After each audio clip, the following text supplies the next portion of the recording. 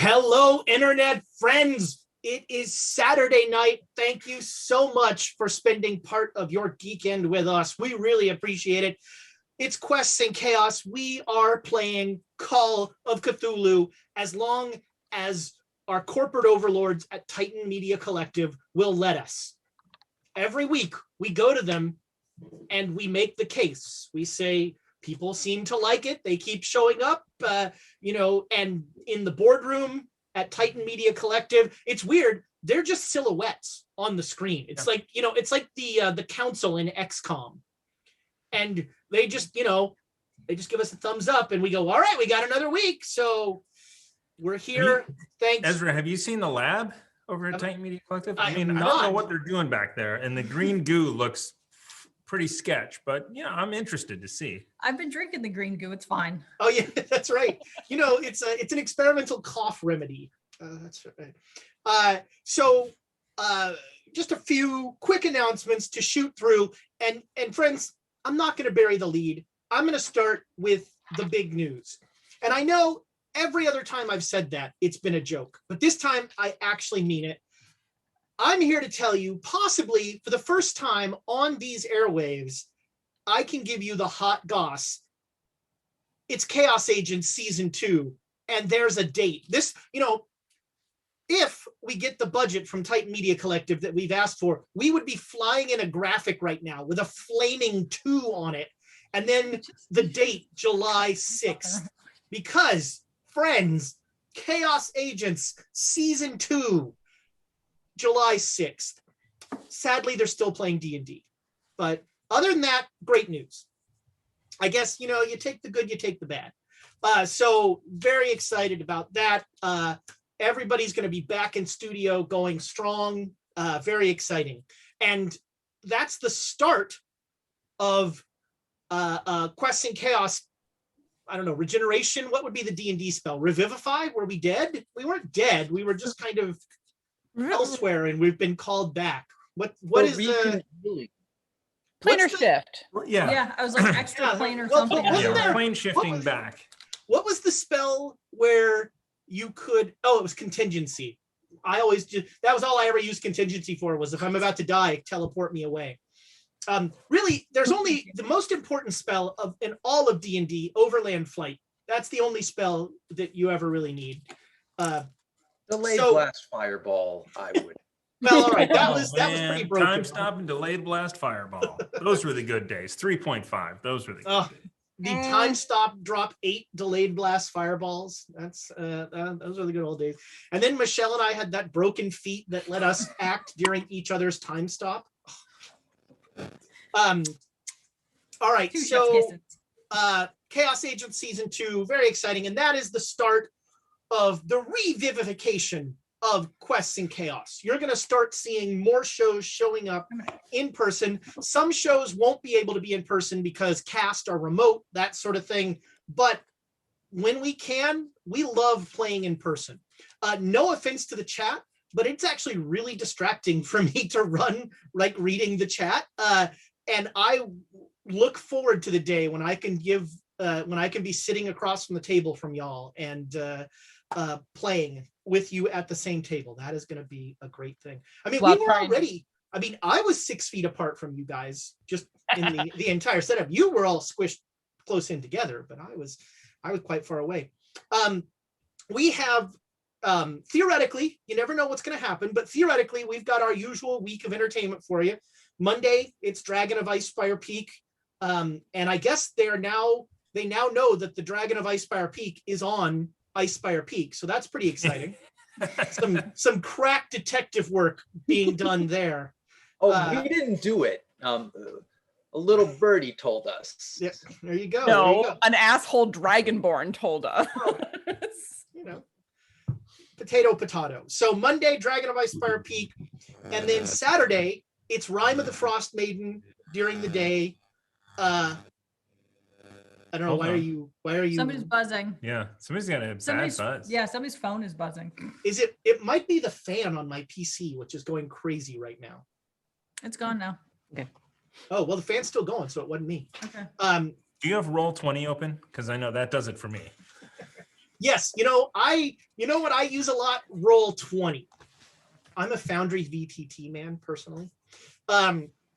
So Rhyme of Frost Maiden starts us off Saturday afternoon, maybe 12, maybe 1. We'll surprise you. You won't know until a little thing pops up. Or not at all. Or not You at all. You just Surprise! don't know. And then we old reliable. We are here every Saturday because we got nowhere else to go. That's the sad truth. I also want to thank. We have a new Patreon, which is very exciting, and due to stringent privacy requirements, all we can say at this point is thank you, MM, for your Patreon sponsorship. That's all I know about this person. They have chosen to remain anonymous. We will be mailing all of your Patreon stuff to you in plain brown wrappers. Apparently, they only subscribed for the articles, is what I understand. So there are some great articles up on the Patreon, and we call them posts, where you get access to the Q&C After Dark, the Last Call of Cthulhu. The post shows have been really fun, and that's going to continue. So when Chaos Agents are back together, you're going to have that. That's when we're going to try and get Bo and Warren to talk about movies and stuff, and that'll be the whole post show. That'll be them going. Oh, I dropped Thomas gave me the stinger for the tease, and I totally forgot it. Chaos Agents season 2. There's a new cast member. Campaign 2. Season campaign. There will be a 5th cast member. A new cast member will be joining the cast of Campaign 2. And look, I don't want to confirm any rumors you might have heard, but I'm just going to say that MC Hammer lives in Oakland. Hey, you can't touch this. That's all. That's right. So new cast member for the Chaos Agents. Very exciting. Next week, we are going to be giving away the best birds of paradise out there, the saguaros, these big chunky things. Birds of Paradise, the official dice of the somebody in chat said the next cast member is just a second screen of Tiana. I can neither confirm nor deny the existence of a twin. We since she's not on a show, we now have to have her on another show twice. Her contract is starting to be a problem. It turns out Tiana is actually the T in Titan Media Collective. It used to be Tiana Media Collective, but they changed it. And so that's why contractually, you actually have to, as a GM, you have to give a reason why Tiana's not in your show. Otherwise, she is in your show. Sorry, I don't make the rules. So Birds of Paradise, the official dice of the Great Dane Society. We roll them. So should you. These Saguaros, man, I don't roll anything else but these Saguaros now. These are the only dice I roll. That being said, I'm going to jump in here. Tonight, we're going to give away a regular size set of Birds of Paradise. These are the Desert Sandstone. These are awesome. Here's the Desert Sandstone. But next week, the Big Daddies. So skip this week. Come back next week. Yes, that'll be the. Also, what's up with YouTube? Yeah, Ezra. YouTube. So we it turns out that if you do the giveaway in the last 5 minutes of the video, you learn exactly how many people stick around for the last 5 minutes of the video. And I have a personal rule that Squeal the Bard is in the Bomb Clancy list of people that I will just not let win. So Maria, I hope I'm pronouncing that right. Even though you're in Europe, we want to do something for you. So if you will send through YouTube, if you'll send me, can you send a message in YouTube? I don't know, I'm old. They can hit the Discord and then message. Come in the Discord, Maria. I dare you. Come in the Discord and send us a chat. We will send you a Cthulhu PDF. We've got a couple things. We'll send you something nice. It'll be. But thank you. So YouTube, I'm going to do this at the start now because people have explained this to me now. We are going to do a YouTube giveaway of what did we do? What were we giving away? I don't remember. Was it? Or tumblers, I think. Tumblers. Was Yeah, it the tumblers? tumblers. So we're going to do a YouTube giveaway of one of these lovely, turn it towards the camera, silver bullet tumblers for YouTube. To be entered, you have to subscribe to the Quests and Chaos channel. You have to like the video, and you have to comment on the video with the quote you think should be the title of the next one. These glasses are lovely. I'm not even going to do a spit take. They're so good. I love spit takes. Oh. Spit takes are like the epitome of less so when there's a monitor in front of you. Less the comedy gets lessened somewhat, But No, it's better for me.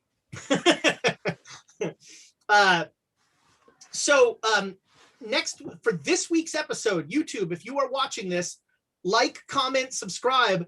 You, if you live in the continental US, can win one of those lovely tumblers. If you don't, we'll give you a copy of the Call of Cthulhu coloring book, which is a PDF copy, I should say, which is awesome.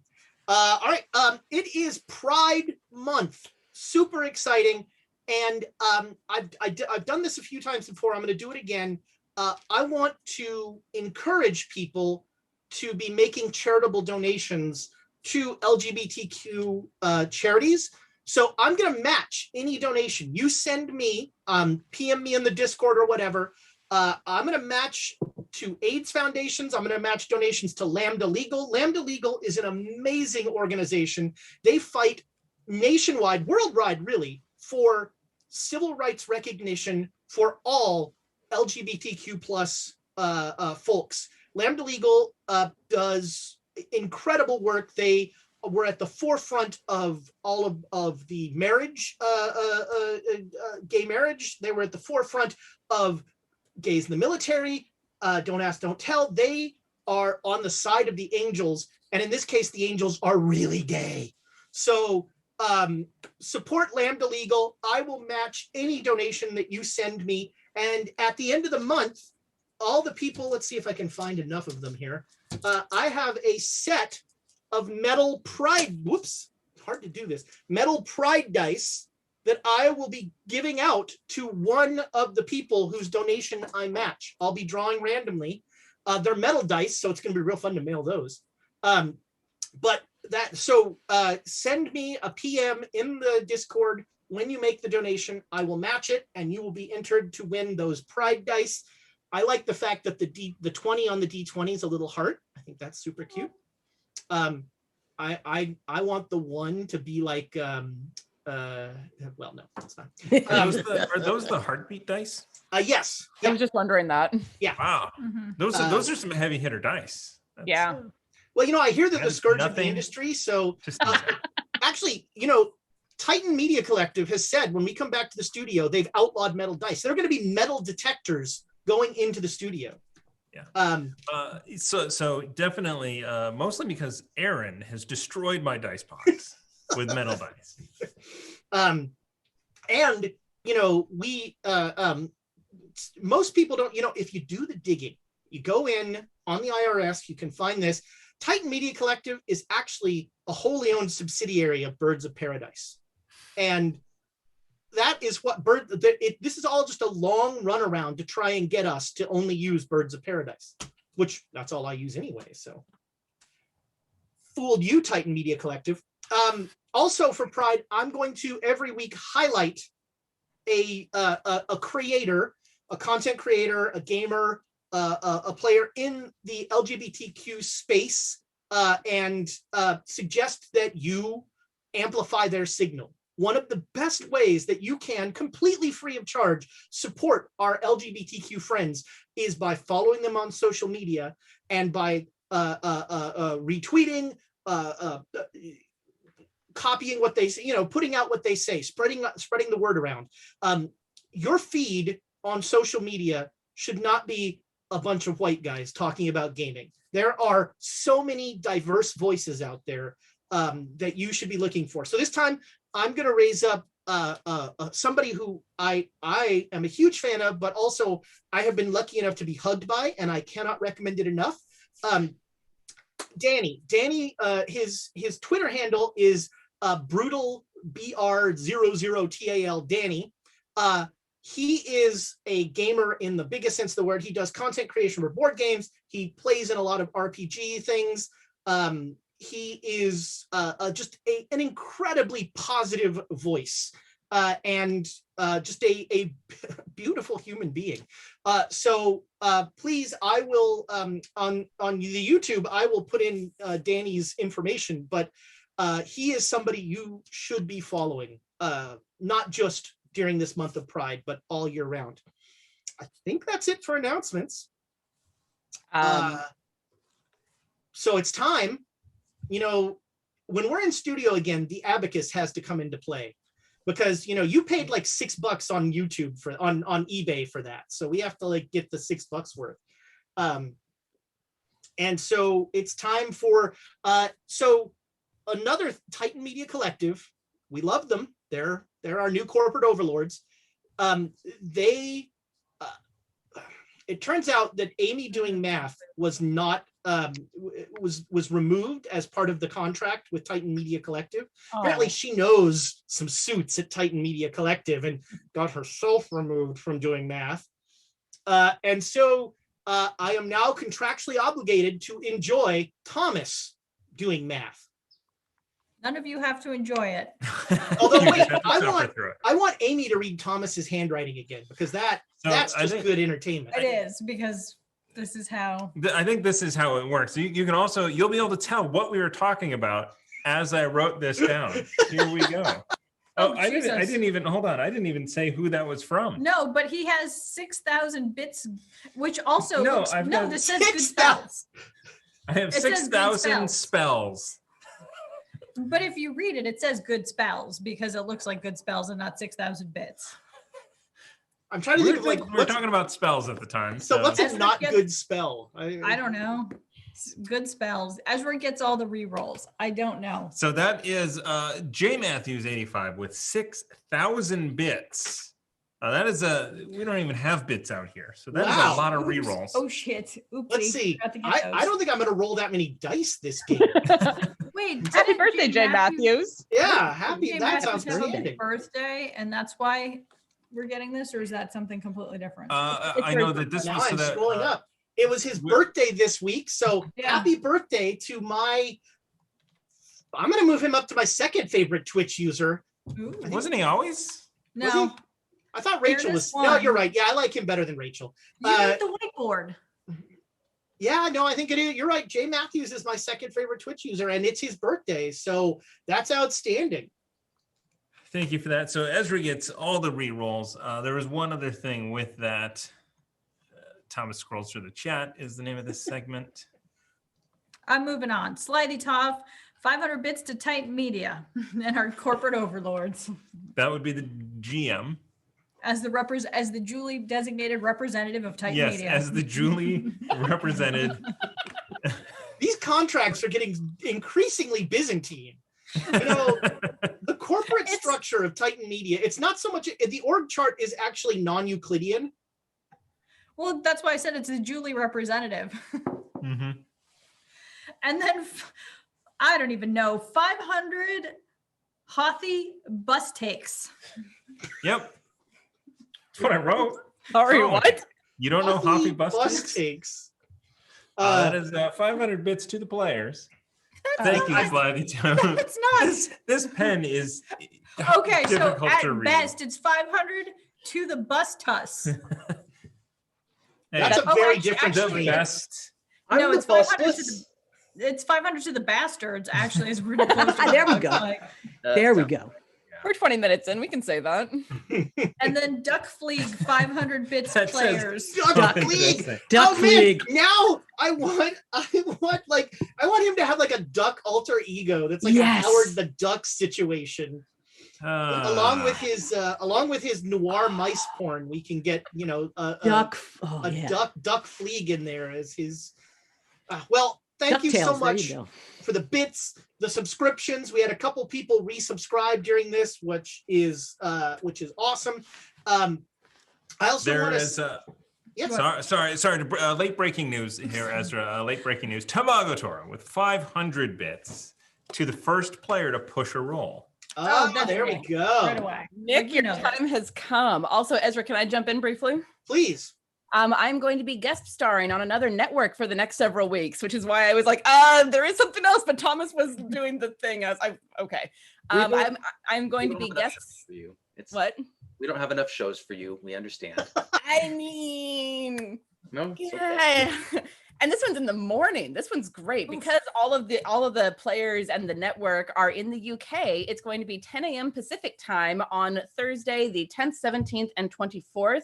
I'm going to be playing a character on Roll For It, which I am very excited about. They've done art for my character, and I'm just like, I'm in for 3 episodes. You gave me art? Cool. What are you playing? What system? It's gonna be 5e. Sorry. All right, whatever. Yeah, right. I'm going to be playing a Twilight Domain cleric from Tasha's Cauldron of Everything because I really like that subclass. And we started talking about this a year ago, and then I forgot about it because it was the year from hell. And then they reminded me a couple of weeks ago that we've been talking about it, and I was like, well, I need something that I can play cold, so a Twilight cleric it is. Nice. What well, that's level gonna be are fun. you playing? Sorry? What level are you playing? Either 4th or 5th. EE has not confirmed. 4th for sure, 5th possibly. E.E. Cummings is running D&D. From That the would be grave. Cool. That would be like, wow. Right? The speech pattern on that would be fascinating. Oh my gosh. Is that revivification? That is Enter Elysium, but he goes by EE, and they're all in the UK, so I will not be doing the fantasy standard of going to a British accent because I don't want to be made fun of as the dumb American trying to do the accent. Yeah. That would be tricky. Oh, I don't know. I think that would be amazing. Yeah.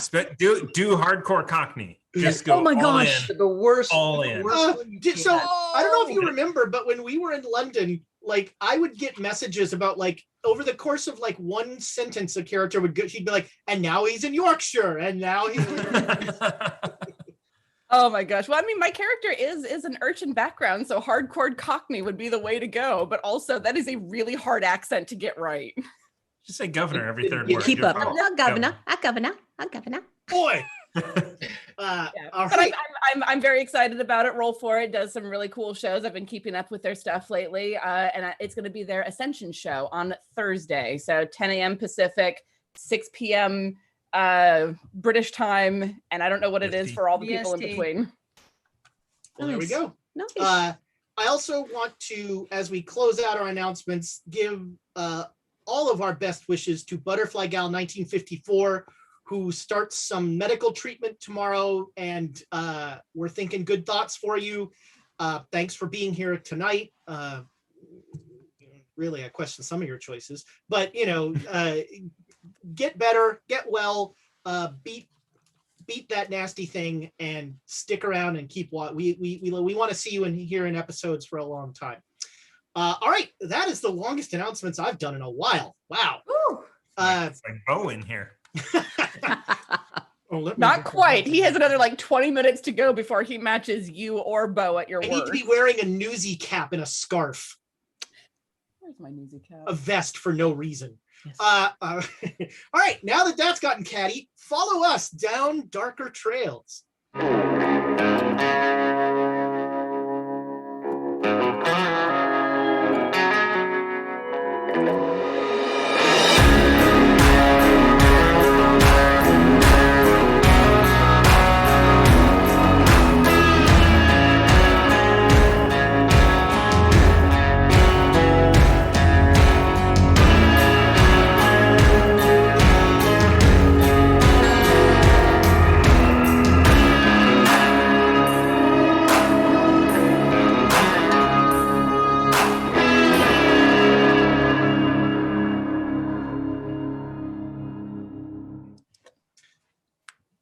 Welcome back. You missed a lot of vest talk during the stinger. It's We were invested.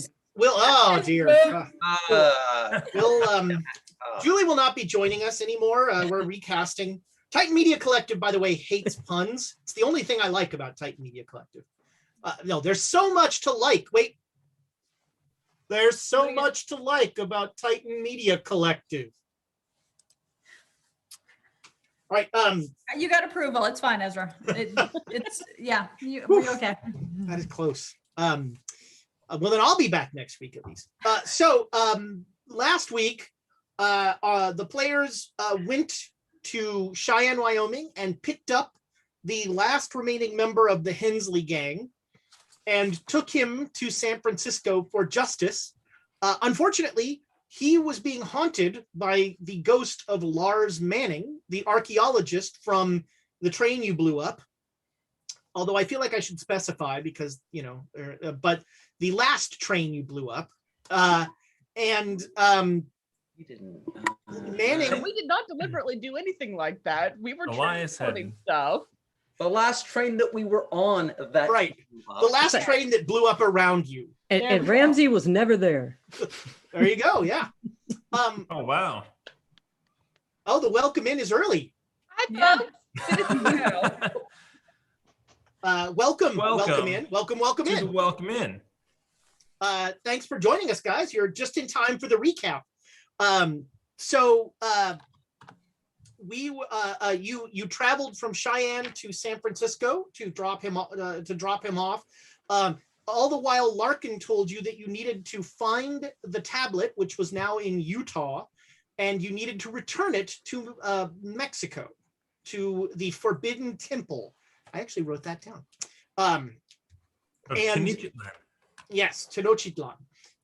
And so you came to San Francisco, where Elias once again met his I don't know, ingenue. What is the he met his paramour? I like it. Protege. Normally, you don't sleep with your proteges. Intern, I don't know. You're not. Wow. You're intern. Wow. Thank God this is 1870. Yeah. Geez. That's dark. By the way, never intern with Titan Media Collective. That is your lesson there. You found out that she was something of a convert to Elias's werewolf story, and also Emperor Norton, the emperor of these United States, was also a firm believer that werewolves had a stranglehold on San Francisco, and he asked you to do something about it, and you walked away from him as quickly as you could. And we closed the episode with Jared in his hotel room getting a visit from everyone's least favorite familiar, Brown Jenkins. And so Jared, just to remind you, Brown Jenkins is about a 2-foot long super fat rat with a human face on it. I mean, human-ish face. Human-ish, right? Sure. Okay. And he drinks a lot of blood. He does drink a lot of blood. And he enjoys a good hot tub. He does. He's a lover of world cuisine. And so he seems to like step out of the wall of your room. I hear you were looking for me. Yeah, I'd like to inquire as to what your fee would be for information on a tablet. Well, information, the fee's the same as always. It's a soul. On a layaway plan, of course. Does it have to be mine?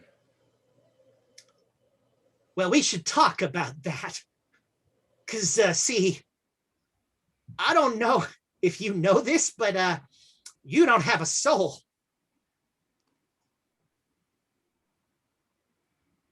What I want, you don't got.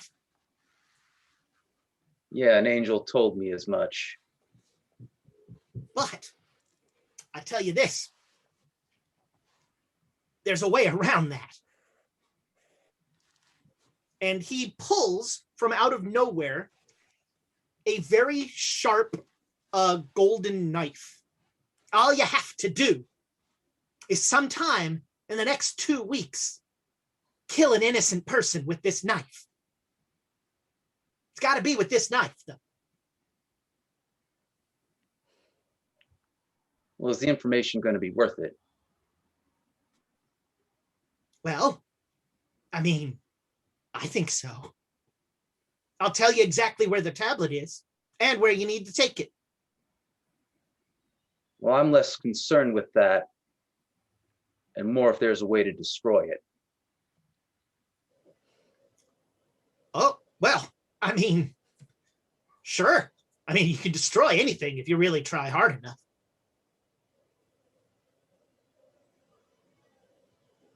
My third marriage.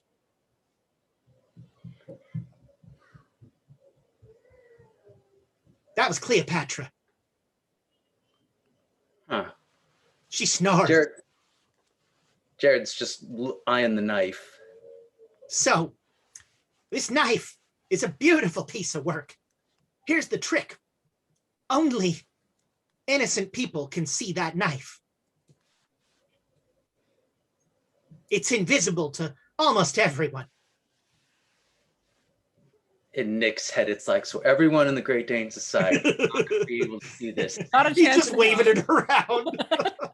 Nope, Hey, can no you one- see this? Okay. And it just, within the next 2 weeks, it just needs a soul put in it, and you'll get everything you want. Jared slowly puts out his hand. Now, I'm just going to say one thing, because I've learned a little bit working with your crew. If you take this knife, you're doing it. None of this, oh, I'll make the deal. Oh, I don't like the deal later on.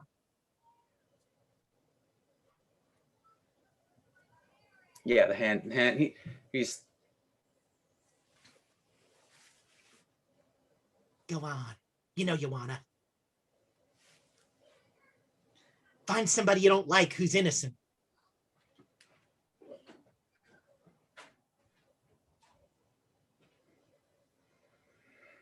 Sorry, this is a hard. Oh no, out yeah, of no, character. this is a choice that is not, will you kill an innocent person to get information? Yeah. I was really sad, by the way, that whole Sun Gym thing didn't work out, because I thought you had some great plans. Yeah, Jared will take the knife. All right, so look at that. There we go. Oh, You have there. Yeah, sure. That is very close to what it looks like. I look up and suddenly there's a knife right in front of the camera. I'm just like, where the fuck did that come from? So he explains that innocent people can see it, but also replicants can see it. Does that mean I'm still innocent? Question for the ages. Never mind. You don't have a soul. The rules are different. Guess I'll never know. If you don't have a soul, you can't really get in trouble for immorality and stuff, except with the law. But Now, okay. Now, just so you understand the contract, within the next 2 weeks, you're going to kill an innocent person, and I'm going to tell you how to destroy the tablet. I'm going to tell you exactly where the tablet is, and I'm going to tell you how to destroy it. Out of curiosity, is there a way to handle that tablet without? I've heard about the things that it's done. Is there a way to use it without ill effect? Use it? No, but it's really trying to read it, like looking at the symbols on it that get you. Handling it, not great. If you're wearing gloves, you're okay for a little while, but your best bet, as soon as you get it, wrap it in an oilcloth and stick it in a box. Or, hold it and learn all about Mother Hydra. Yeah, I believe I will take your advice, sir. She was my second wife. How'd that one go? Wet, very wet. Giggity, giggity. You can only hold your breath for so long. Giggity. Okay. I guess Jared's got some work to do tonight. Ooh, I love a go-getter. Never put off till tomorrow what you can do today. I hope there aren't werewolves out tonight. There's no such thing as werewolves. I've never seen one. No, those are two very different statements. Fair point. All right, well, it's a pleasure doing business with you. And, let me know if in the future you want to talk about other things. I assume the soul is, as per your other deals, the soul acquires your continued support. Well, this is a one-for-one transaction right here. Well, what you described before was that you get a soul from them and you continue to assist them. That was the impression I was put under. When it's their soul, you're killing somebody. I'm getting 3/5 of a soul. The knife's got to take its cut. I still feel like you owe me. Hold on, I'm checking if I care. No? Yeah. Jared walks out of the room and leaving him to check if he cares. All right, yeah. So you have this knife that, apparently only innocent people can see. And it is, it's like 9 o'clock at night in San Francisco. There is much partying going on. In 1870, San Francisco already had 100,000 people, more than 100,000 people. So this is a hopping town. The Barbary Coast is in full swing. And so are we. Yeah. Yeah, I guess tonight he's just gonna scope out and figure out how he's gonna do this. All right. I mean, follow drunk people around and just see what the situation is. All right. So, you don't, are you brandishing the knife just to see who can see it, or? Because he doesn't believe that works. Well, it might, but he's not gambling on that yet. There's an easy way to check. Just try to show it to any of us. Yeah, well, you're all, hey, I don't think Jared wants to show the knife to any of you. You might not be super proud of what he's about to do. What? And yeah, believe it or not. It's not like you're going to shoot a dog. But it's close. This feels very close to killing a dog. Now, if you ritually sacrifice a dog, then Tiana's kind of off the hook. Do dogs have souls? Would that count? Well, I'm a cat person, so no. I can always hold the knife in front of a dog and see if it's eyes. They'll follow your hand because they're dogs. The cat will actually sacrifice you. If he gets lucky and he finds someone alone who's drunk, he might try and show the knife to them. Say, hey, you want to buy something? See if they see it. If it's a good opportunity, but that's... All right, make me a luck roll. He's got good luck. He might kill someone tonight.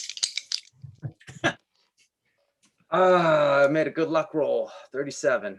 All right, so you are alone with you end up sitting at a bar, at a table with a guy very late at night, and he's just sitting there talking with you about whatever. Okay, yeah. It's not alone enough that he would kill him, but alone enough that he might bring it out and just kind of have it in his hand just to see and move a bit just to see if the guy notices. Mm-hmm. I am going to make a roll here to see. All right, an odd 7. The guy looks at the knife and he's like, wow, that's beautiful. Oh, you like it? Yeah, I'll start picking his fingernails with it or something. You're picking his fingernails? Oh, Jared's picking. Yes. Oh, this is getting weird. That's how I get close to them.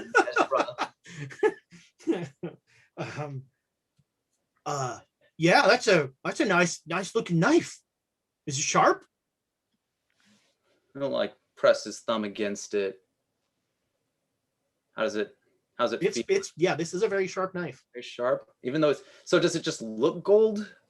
It looks decorative, but this is a weapon for, for bloodletting. Okay. Yeah. What do you want for it? I don't know if I'm ready to part with it just yet. Because I'd love to. I'm looking for something to bring my wife. Oh, now he dies. No, Jared is he's having all of the second guessing right now without the wife comment. Like even before that, he's like, crap, I'm really gonna shit, what have I done? Yeah, he's gonna excuse himself. All right. Go take a piss and not come back. All right. Is anybody else doing something in the night in San Francisco? I'm sure Abe is having an epic party. Yep. Renee. Yeah. Okay. There we go. Wow. Yeah. I was going to say, can I go down to the gambling casino with you, Abe? I'm not going to the gambling casino, but you're welcome to join me where I'm going anyway. Well, I mean, it's a gambling of a sort. Yeah. No, I'm going to the Making casino. his personal health into his own. I'm going to the casino. I need to roll. All right. So Ramsey is at the casino. Abe and Elias are engaging in carnal acts. Susanna, are Not you with each other? not? No, with yeah, no. Let's. Are you That'd sure? be, that'd be weird. Yeah, I'm sticking close to where we are, ranging out a little ways just to get the lay of the land. Probably find a bar that I don't feel like I'm going to get shot at immediately. Have a few drinks, but call it an early night because I'm still thinking about everything that happened. Out of almost nowhere, as you are walking back to the hotel, Emperor Norton shows up. Seems to pop out of nowhere, and he says, God damn. the full moon's coming. You and your lot are the sort of foot soldiers that I need against these werewolves. Buddy, I think you got the wrong kind of people.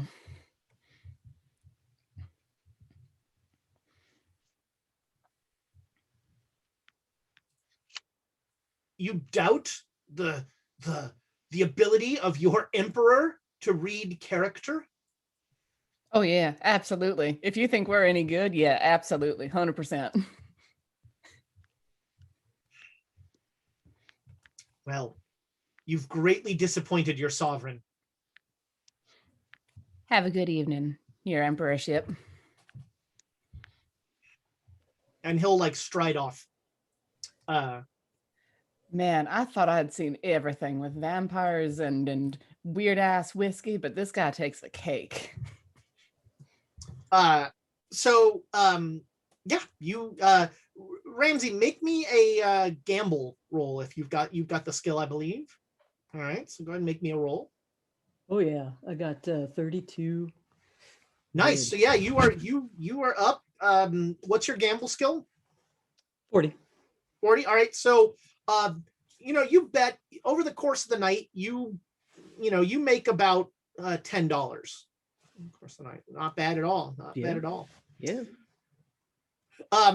Jared, are you gonna stay out any, or are you gonna like go back and He's gonna stay out, just walk up and down the streets, all right. figure out how he's gonna do this. So Norton will come up to you and he'll say, I know I've seen you before. We've seen you before. Yeah, Jared with the knife in his hand will scratch his chin with it out, just kind of see if he notices. He doesn't seem to react. Huh. Sure you have. Wait, what'd you say? We've seen you before. When were you what were you doing in San Francisco 2 years ago?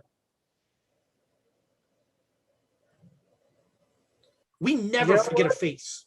You know what? I have some family that came to visit 2 years ago, but I lost touch with them. Can you recollect where you saw them? In the building you burned down. What? There was a warehouse. You set it on. You came to us and you said that you required our assistance, and I connected you with some friends I have in the Pinkerton Agency, and they were unwilling to help you. But we are always willing to stand on the side of right. And you told us about the demonology that was going on in that warehouse. So the gentleman who looked like me that you spoke to was with the Pinkertons? No. No. No, I suggested he talk to the Pinkertons. Oh, my mistake. Sorry. It was you, though. So why are we speaking in a third person here? Well, I've got a brother who looks a lot like me, but it was not me.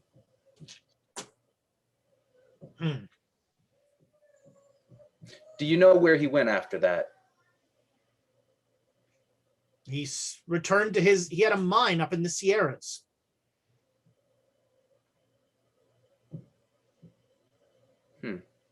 He. Yes? You. No. Well, you have yourself a good evening. I held the door shut. As you burnt that warehouse down, I held the door shut so they couldn't get out. Yeah, Jared will give him a look and start walking away. It was the right thing to do. You assured me of it. I'll turn around. Where in the Sierras was this mine? Up by Calusa? All right. Thank you for your time. Of course, Jared. Keep walking. All right, yeah. So next day dawns. You get a very late start, and you have you can hang around San Francisco. You can head towards Utah. You can go try and find the spot where the tablet was in Reno, but from what the ghost of Manning said, that it's now in Utah. Have we seen anything of Manning since then? Or rather, not has seen the Elias ghost of seen Lars anything? Elias has not seen the ghost of Lars Manning. That's good. He wakes up in the morning, is kind of like looking around his place. It's over at Renee. Okay. Just kind of eventually makes his way down. After being a very gentlemanly gentleman, they part ways. Renee will say that she hopes she sees you again, and she will head back to her. She lives in a boarding house where no men are allowed. I'd say she's always welcome at the Silver Bullet.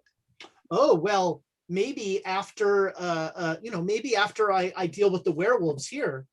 The Emperor is very clear that we have work to do here. Do you know much about that person, the Emperor? The Emperor? Yeah. Oh, he's a great man. He knows so much.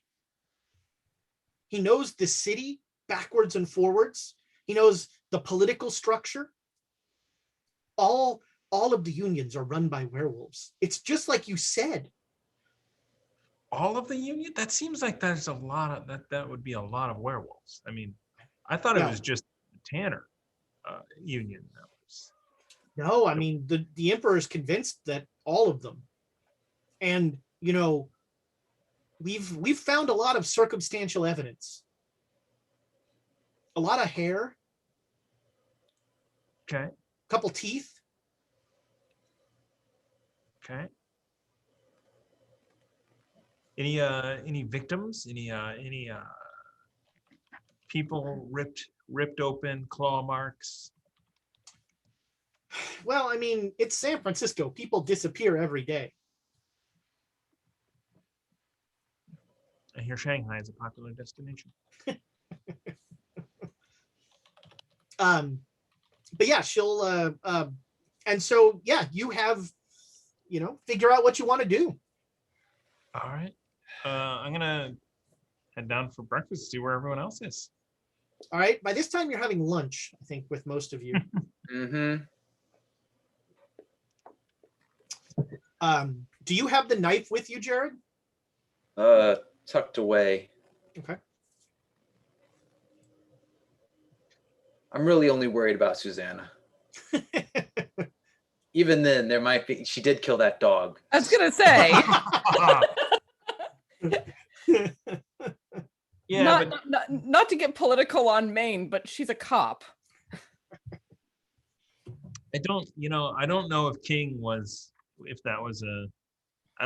innocent or not, What doesn't matter, because it's what you know. If you did it knowing that they could be innocent, then I think that would push you over the line. I did that knowing that I was about to watch my friend and teammate get savaged to death by a protective dog. Or licked. No, for sure. Yes, I did. I knew exactly what was about to happen. And if Hey, you this is why everyone shoots Marmaduke. No, I think King was more of a support dog and was going to give me love. Nope. He had a cask under his. If Clifford comes to you, Clifford's just going to destroy your house. Rampage through. Yeah, I mean, Clifford's like 8 feet tall. 8. No, he's so bigger than a house. Yeah. Mm-hmm. Clifford the big red dog is like the size of a skyscraper. He's a kaiju. Clifford keeps getting bigger. So yeah, you're figure out what you want to do. If you want to spend some lovely time in the city, if you want to. Yeah, got some business here. Say I haven't been in the city for a while, so hanging out here, and it's making me some dough. So, I mean, I'm certainly not opposed to getting a bit of R&R out of Reno, being somewhere else for a while, and before we go chasing this other project down. We still looking at doing that? I told him I'd do it, so I'm gonna do it. There you go. All right. Part about cannibals, or am I just imagining that? No, there was definitely They Manning said that they tried to eat him. Right. No, but did you tell me that? Considering I, the player, forgot, I'll just say whatever was said, I told you, and then you tell me back to me. Oh, if there was telephones, I think there'd be a game of it, but badly translated. You mentioned cannibals. I mentioned cannibals. Cannibals. Everybody loves a good soup. Yeah, that telegram got lost. As you do. Well, you guys been approached by that Emperor guy? Yeah. Oh, speaking of which, if he shows around, my name is Steve. Steve? Right. This is Steve. In fact, just in general, you should just call me Steve while we're in San Francisco. What happened? Yeah, that's Things a good have idea. happened. I've been Sid. places. Steve, what'd you do? All right. Nothing, maybe, okay, there's a menu that shows you what you can do, and then you point to the thing you want. Never mind. Yeah, it's a restaurant. That's called a restaurant. I feel like he might All of be a sudden, Elias can see the knife.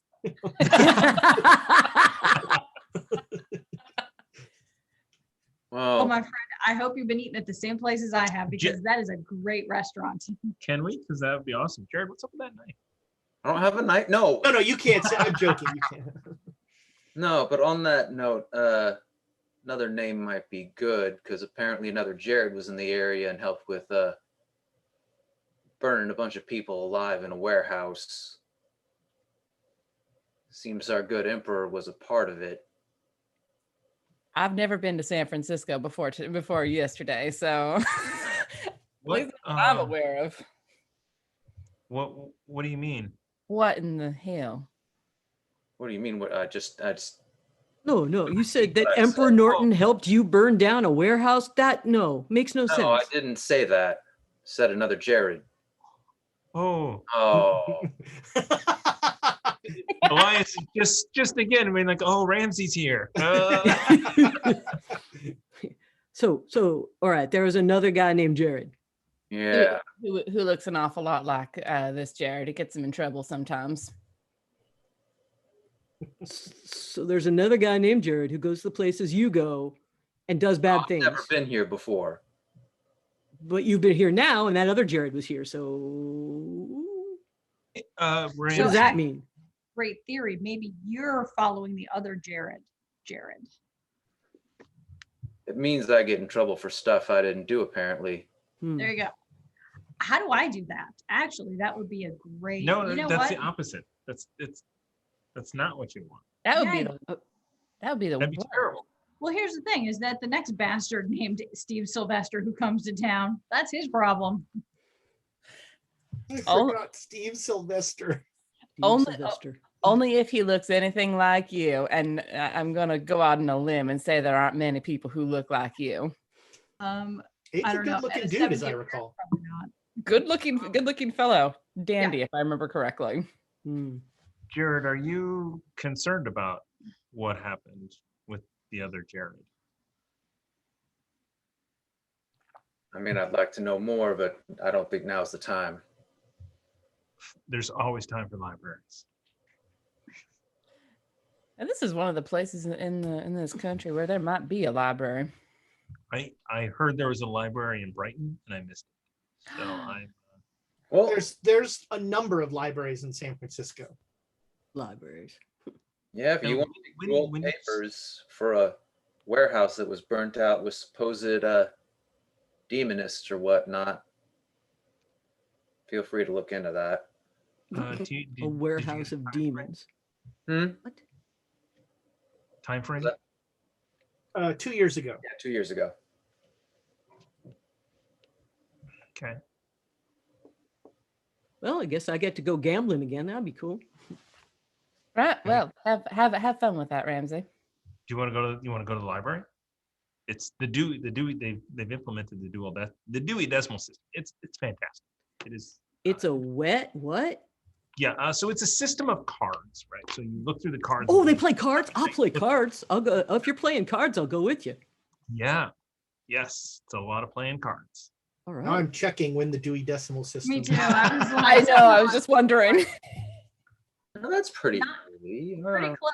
1876. They're piloting it in San Francisco. There we go. That's about right. Dewey Decimal. Or do you Cards. still go? I want to know about the fire that happened 2 years ago. Which one? Yeah. Yeah. What years? So that would be 1868.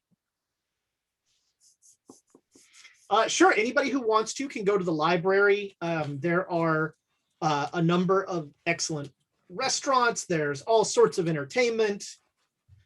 San Francisco is a city that will meet any appetite.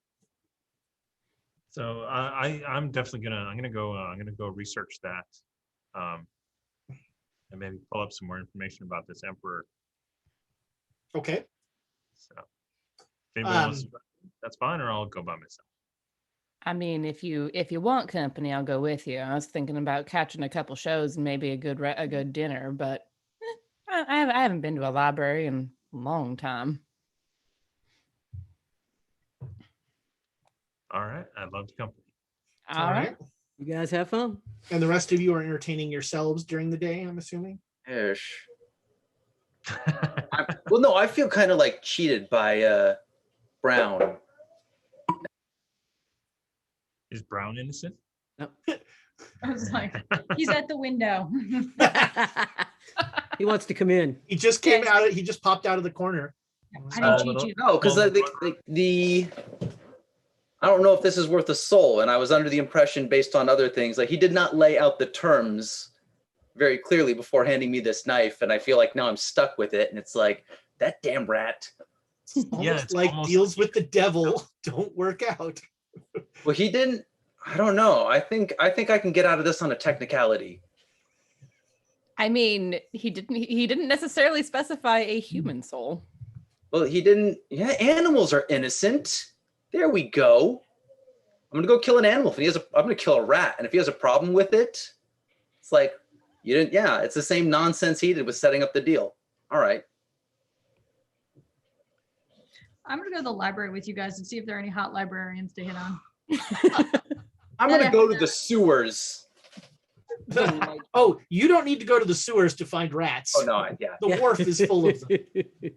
All right, so you all split up, and the three of you go to the library, which is on it's downtown. It's on oh gosh, what was Montgomery? I can't remember what Montgomery Street was called then, but it's on Montgomery, and it is a large. It is one of the few non-wooden buildings in town. It is this is a nice stone building, brick, sadly, for a few years from now. And this is the main library. There were other smaller, although most of the other libraries tended to be vocational libraries. There's a lot of trade libraries and that sort of thing. Yes, a lovely librarian will ask you, will offer, how can I help you? We're looking for to look at newspapers from a couple of years ago. Okay. National, local?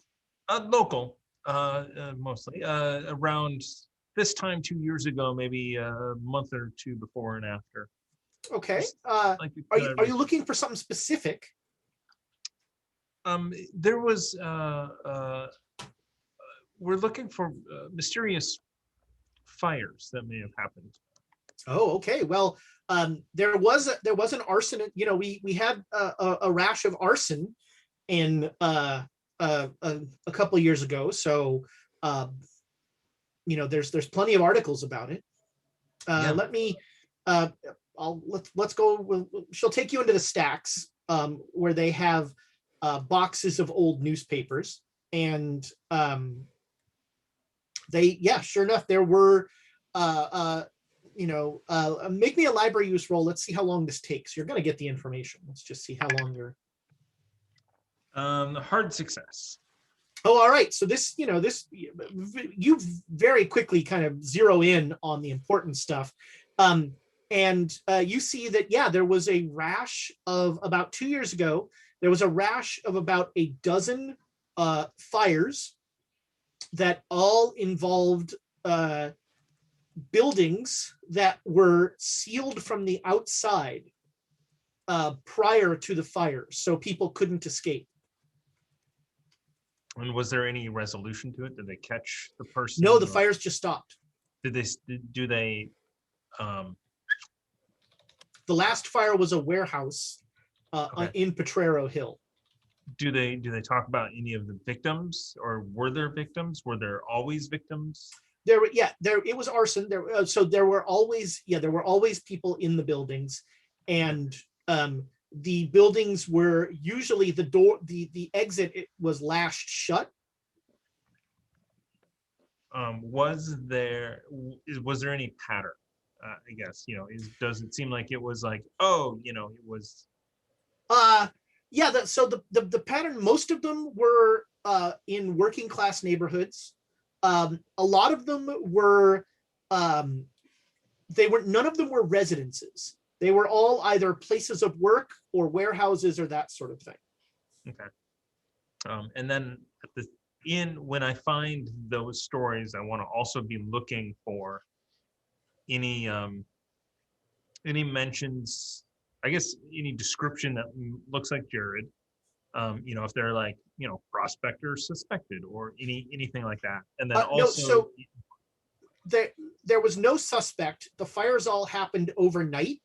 That was one of the mysteries, is why people were in these buildings late at night. Gotcha. Okay. I guess missing persons at the same time. So, there's no such thing really as, unless you were rich, there's no such thing as a missing person. Gotcha. Okay. You were just you were just a person who was missing, and that happens daily. And that's one of the reasons they don't know who. They have a vague idea of how many victims there were in each fire, but they don't know who they were. Okay. Because dental records are not a thing. Okay. You got a hard success, so I'll also give you that. There's one of the articles mentions that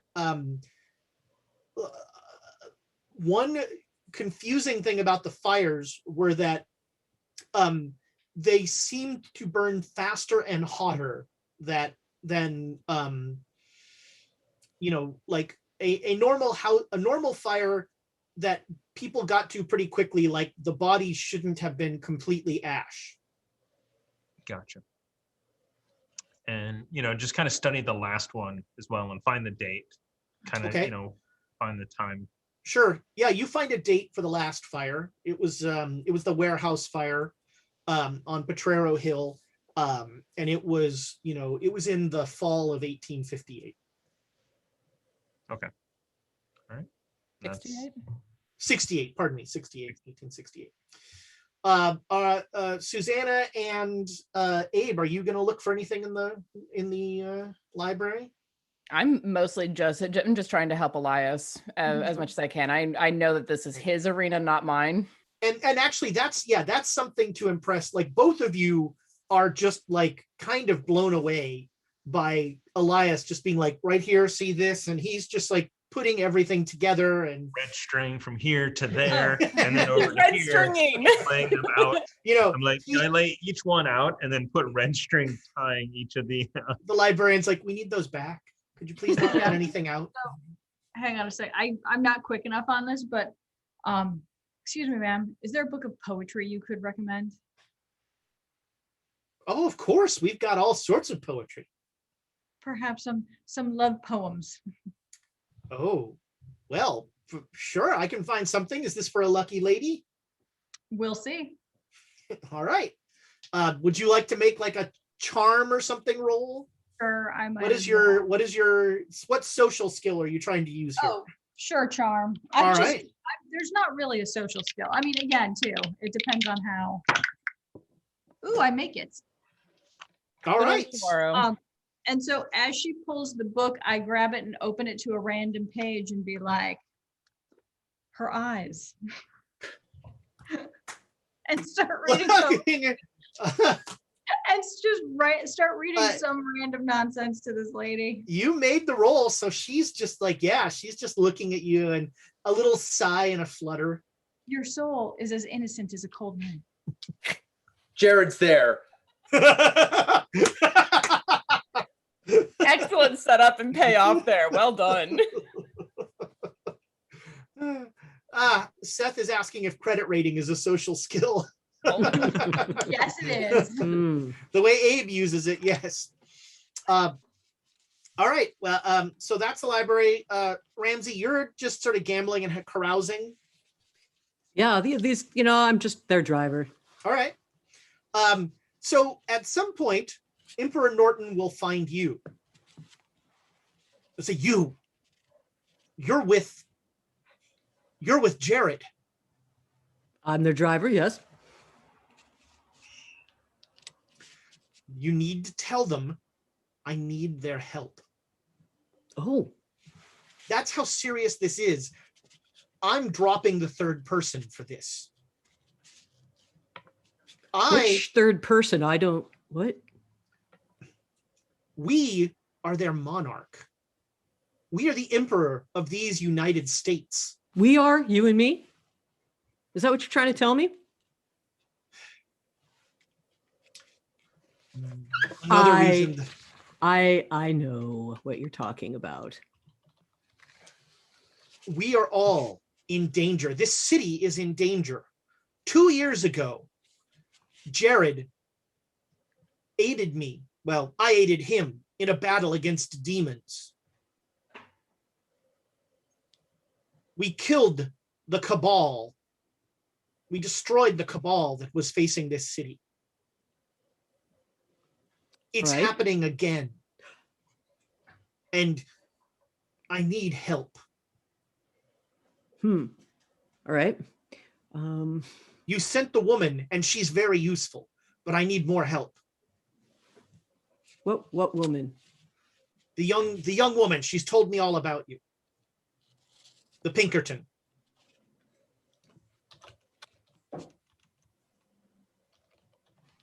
The one that likes the writer for some reason.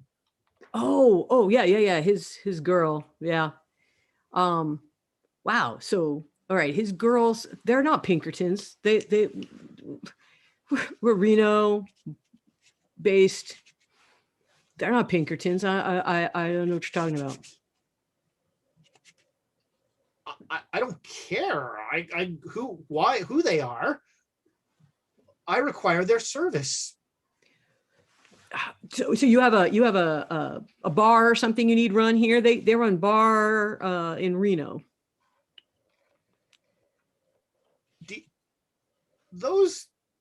That man Jared is one of the most honest to God, despicable killers I have ever met. He's a fine man. Those two things do not make sense together. Now, I'm not stupid. Are you trying to trick me? Or are you trying to pay me for something? You want dirt on them? Is that what you're trying to do? I don't do that. I'm trying to get your group to aid me in combating an ancient, eternal evil.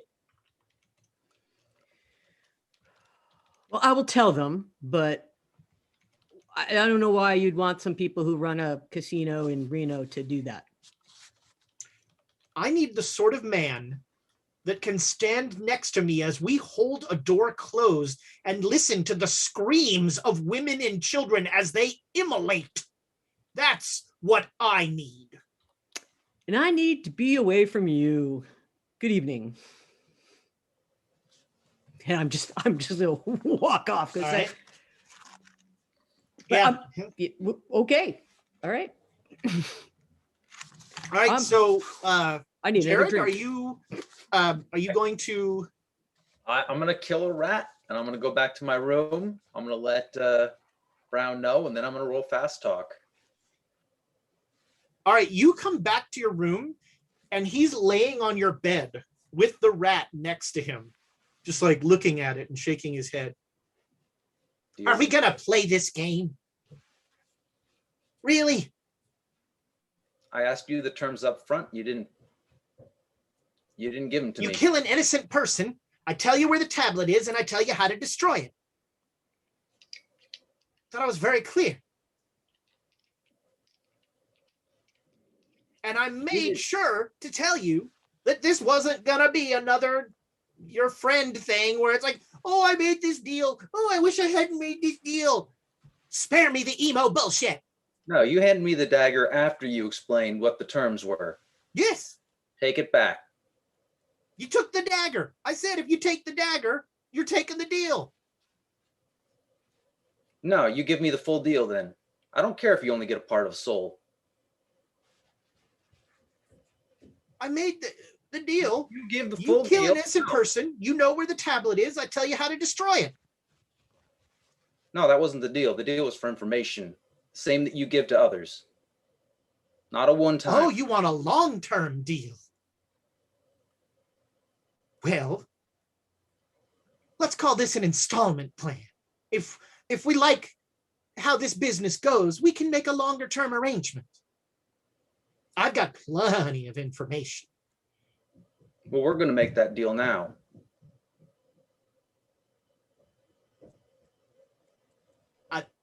No, you're not going to tell me, oh, keep doing it, and then maybe I'll change the arrangement for you. We sort this out now. All right. So the way this works with your friends is that I get a taste of their soul every couple of weeks. You don't got a soul, son. That's the problem. So. But you're not getting the whole soul in that arrangement. I'm not getting the whole soul in arrangement with you either. I play the long game. That's why I win. So you said this dagger provides a third of a soul. So I can get you a whole soul. Well, when you deal with layaway, it costs more. That's what lets you extend the deal over time. That's why we got to get this sorted out now. All right. Every 3 months, you kill me an innocent person, and I will be on retainer, giving you information. You want to know how to speak Latin? No. You want to know how to do that wall trick? You ever been to Vienna?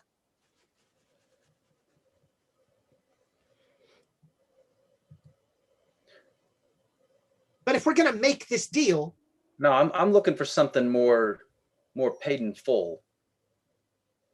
Now, I'm fine if you want to charge extra. But I'm not getting strung along here. I mean. You can pass. But you've got the knife, my friend. That knife has to be used. Oh, did I forget to mention that? You don't kill an innocent person in 2 weeks. The knife kills you. Did I forget to? Oh, did I forget? Whoops. Yeah, but you don't get anything out of that. Oh, I get a laugh. Oh, how I'll laugh. What I'm negotiating for is if you want to work long term. And if you want to work long term, and you want to get anything, we figure out a way to pay this in full. I just don't see the benefit for me in that. I've got a taste with your buddy back in Reno. I mean, in about, well, don't tell her, but in about 15 years, her soul is mine. That's unsettling. And until then, I get a taste here or there. Now, you're a replicant. You don't got a soul. I have no idea when you die. That's kind of exciting. So I'm gambling here. So you're saying long term, you don't want any more from me? Not from you. I'm holding up the dagger. You know what I mean. Do I? Oh, long term, there's going to be a monthly amortization. Pretend, Jared. Hold on. He'll make an education roll. Accounting, if you have it. Oh, he does have an education roll. What does that word mean? It's an accounting term for, depreciation over time.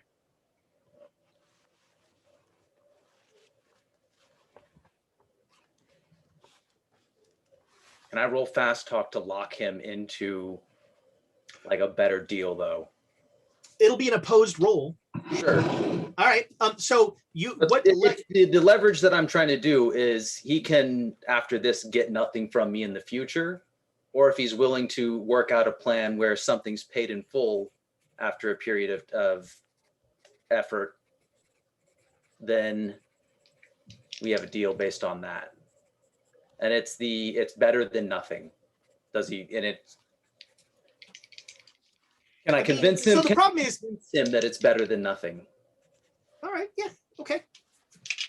I'm fine with that being a full birds of paradise.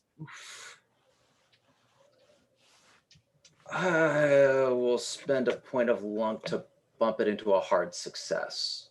All right. Unfortunately, I rolled an ought 9. Well, then. You're good, kid. I'll give you that. You're good. But this is not my first rodeo. So, look, here's what I'll do for you. We'll say every 6 months, you bring me a soul, a third of a soul. You kill a person. Babies, I don't care. Doesn't matter. And I'll give you all the information your little head can handle.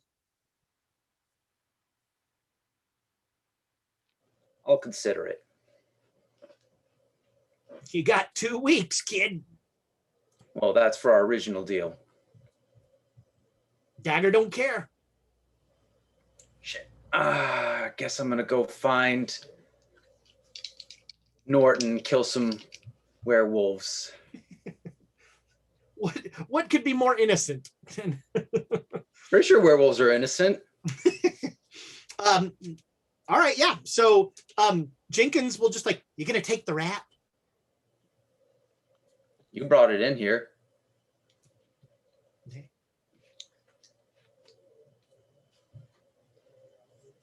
Okay, so it's evening in San Francisco, and you all have a lovely dinner. So Are we in a place that we could talk? Sure, Or- yeah. You've got like you get a room. Is it hard to track down Norton? I figured he's not a He's easy to find. Yeah, he's a conspicuous person. yeah. Yeah. He's not a sneaky man. Yeah. Well, when we were having dinner or whenever we were together, I want to tell them about what happened. So I had a really weird day with that Emperor Norton guy. He says he knows Jared. And That's what I said. yeah, well, but he came to me and told me that he knows you and that you helped him off some demons, and he wants our help again to off demons, and he mentioned the Pinkertons. And so he said, those Pinkerton people, they have to come and help. And but I thought I'd tell you before you go out and have him come up in your face. Did he give you any specifics about these demons? No, he just said that it was some demons that needed to be routed, but he mentioned your girlfriend there, Elias. Said she came to him and talked to him. I might have put some stories into her head. Well, as one does. Well, I mean, especially when you're a writer, man. Stories are what you got. Right. But he was very, very insistent. Didn't want me to go. Got right in my face. Started saying I instead of we. He was pretty adamant about that. But I told him, I said, hey, these people they run a brewery and a drinking establishment in Reno. I don't know what the heck he's talking about. I'm just the driver.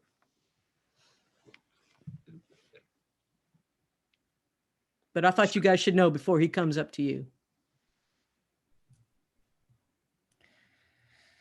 Well, I think maybe it's worth getting a little bit more information about what he's talking about.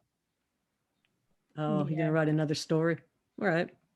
Well, it's getting to the point where he's finding the same people in a town of 100,000. Maybe he isn't just crazy.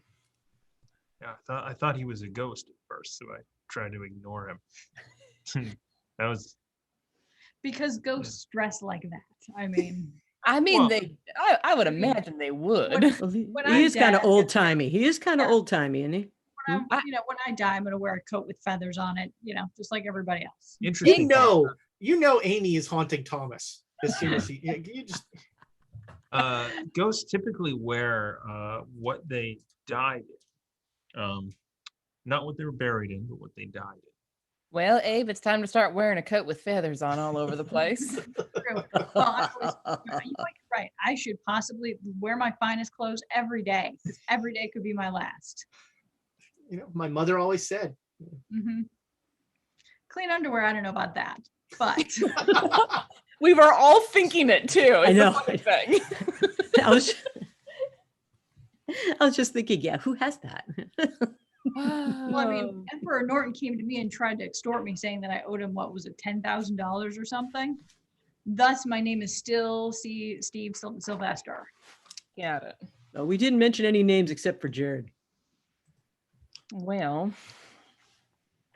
So one thing, Ramsey, is people are going to say that they've seen Jared before a lot. He's got that face. But they use the same name. Yeah. Yep. A common And- name. And then the other thing that you'll find out is that demons are real. I'm Nice standing. one, Elias, Mr. Man with the books. Yeah. Yeah, I know. I wish he was just joking around. You've seen demons too. Demons per se, not so much, but a lot of weird shit. Angels are real. Well, that's what they say at church. Yeah, that's they don't describe them quite right from my experience. So you've seen an angel. All Two. right. Actually, Two. could have been the same one. They were Not at the same time. You saw an angel and an angel. yeah, All they were right. with the same but different creature. You know how people say they've seen Jared before. Well, saw this creature before. So the preacher had a brother that was I'm gonna Okay. I'm gonna look They're at preacher? Elias. I'm gonna look at Elias at this point and be like, "Are we reading him in?" If we don't, Ramsey, no offense, but you're not going to be prepared for what's going to happen. all right. Well, then I'm going to warn you right now, Ramsey, that everything that we say is going to sound crazy, and if that's going to be an issue, you might want to not stick around because there's a hell of a lot going on, and most of it's weird.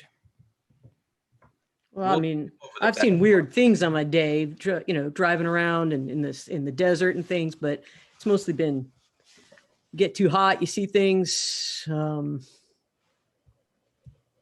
So you're saying that you did. What are you saying? What are you saying to me?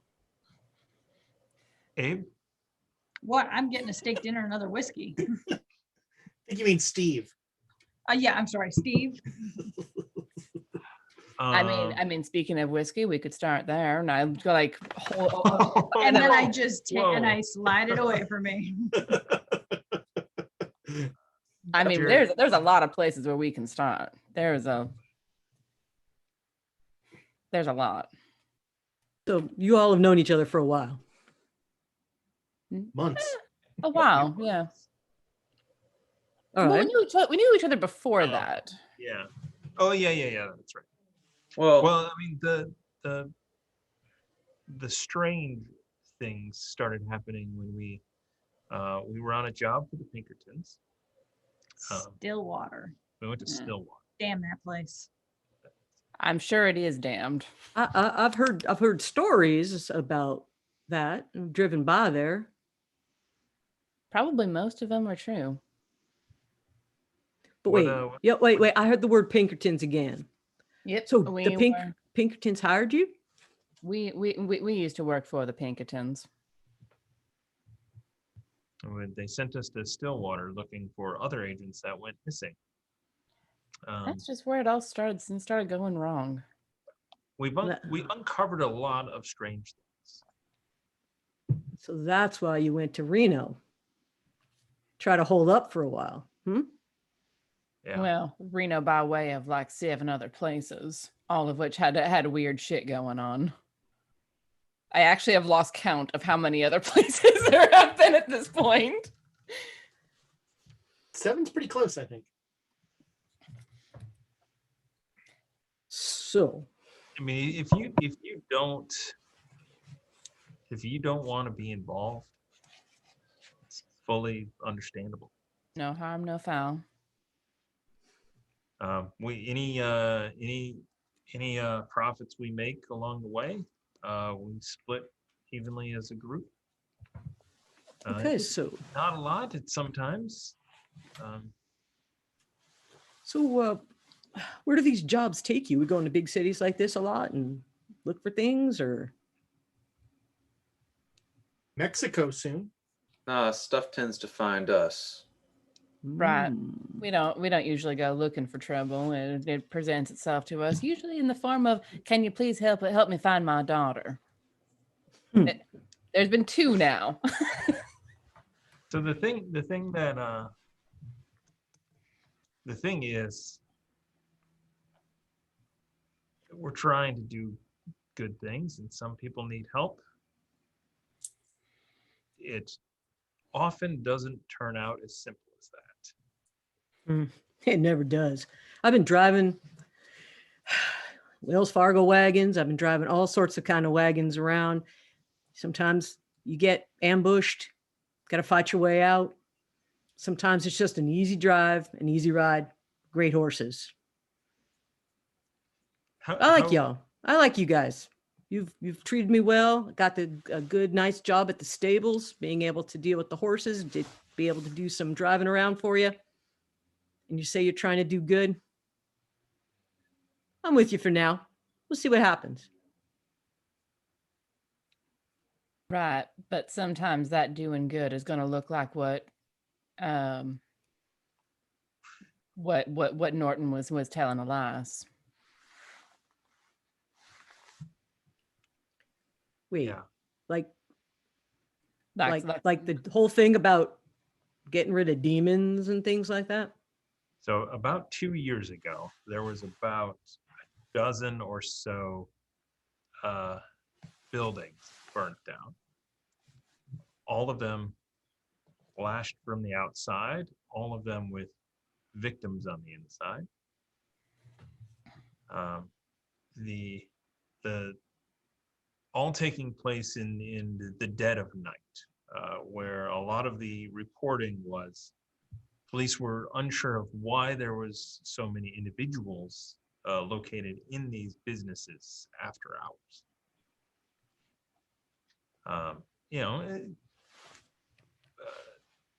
In our experience, there are often people that are up to no good, and sometimes they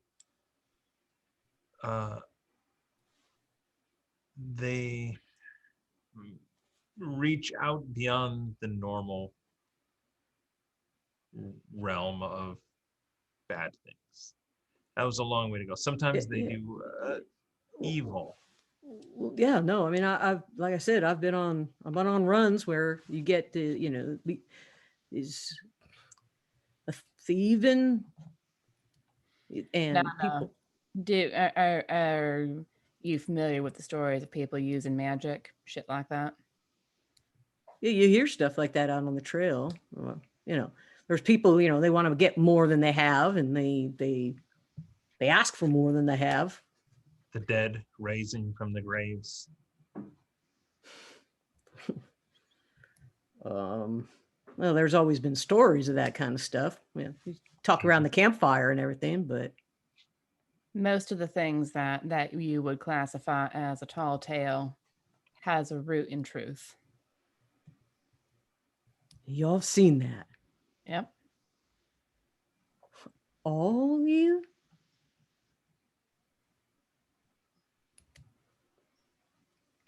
Speaking of which, Jared, do you have the dynamite? What? Don't tell me you brought dynamite to dinner. No, it's well, there's an episode title.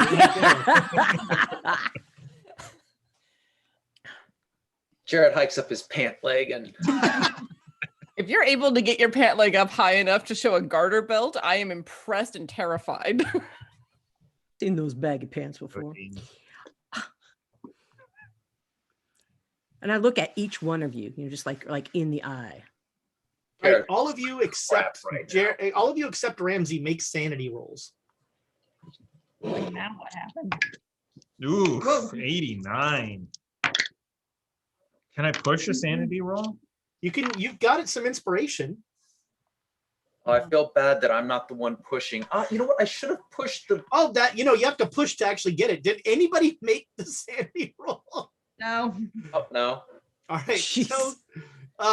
So yeah, Ramsey, there's some wide eye, they're a little too serious about all of this. There's some 1,000-yard stares going on. These people have seen some stuff, but they're kind of talking the same way that Emperor Norton talked. But when I look in their eyes, okay, I see this 1,000. But at Susanna, I look at her eyes, and she seems like she's like the rock here. Alarmingly alarmingly calm, which is almost scarier, really. Yeah. Right. Everybody else is like freaking out. And she's said, so. I mean, I remember a conversation about nihilism with the physical change from the whiskey. Well, I didn't know what I was getting myself into, but I've been in worse. Have you though?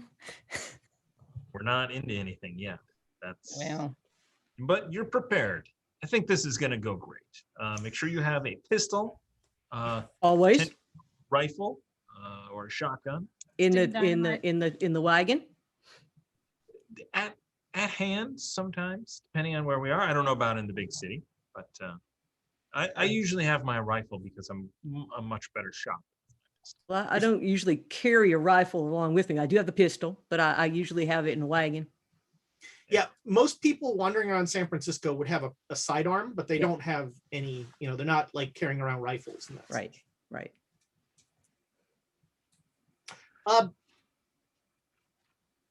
Ramsey, make me a spot hidden roll.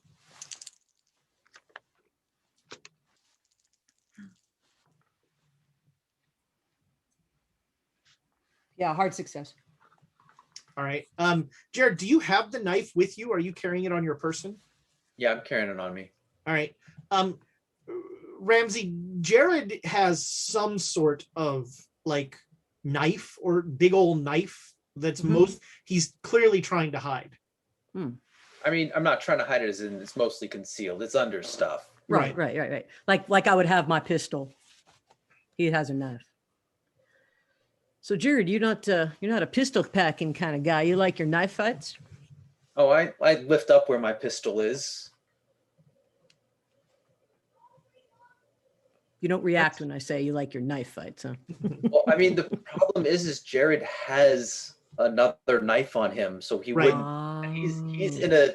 Okay. He's definitely doing the stare, right? He's staring off in the distance. He got problems he's got to deal with. Yeah, and it's like, but yeah, no, everybody has it. But you have two knives. That's just seems like a lot. Jared will slowly stare at you in contemplation. What do you mean two knives? Like Elias isn't looking. He's got his pistol and his knife. Yeah, by now you know where he conceals them both, so you see the familiar little space where they are. Yeah, usually he's just draped in the pawn shop, so unless he's moving around or reaching for something, it's typically just covered. Steak, eating a steak. All right, so yeah, it is. You have a lovely dinner conversation. So I think no, that's not true. That's not a true statement. Yeah, I think we have an uncomfortable dinner conversation. I don't know. I feel great about telling. It's like a relief, getting it off of my shoulders. Yes, and I drink a lot. I don't think you're alone in that. So I think we're going to go to break now. Thomas, you said for a raid we're going to do a dice giveaway? Is that? That was about an hour ago. Oh, all right. Well, there you go. All right, then. We're still going to do next the giveaway. week. Oh, we're going to do a giveaway. I'm just behind the times. So one of these, I don't know what they're called, but they're like the peach ones, peach colored. Is that the lavender mimosa? Yeah, I think that's the Arizona one. Yeah. Yeah. Andrea, feel free to throw things at me if I got that one wrong. So we're going to do a dice giveaway for this. It's a hashtag chaos in the chat right now. And We can also announce another bits. Oh. Another 500 bits from Dead Boy 42. Why push a roll when you can be inspired? Oh, well, thank you, Dead Boy. We really appreciate it. And Live Mom. We actually do have a number of inspiration. 1, 2, 3, 4, 5, 6, 7, 8 available to us. So thank you for that. I rolled an 09 on my only roll, so I gotta start. Could have re-rolled. Yeah, you don't need those 12 I know. re-rolls. I need every to start a day, fight you know? just so I can re-roll every shot. That's all right. So we will be back just as soon as 6 people can use 5 bathrooms. There's the math.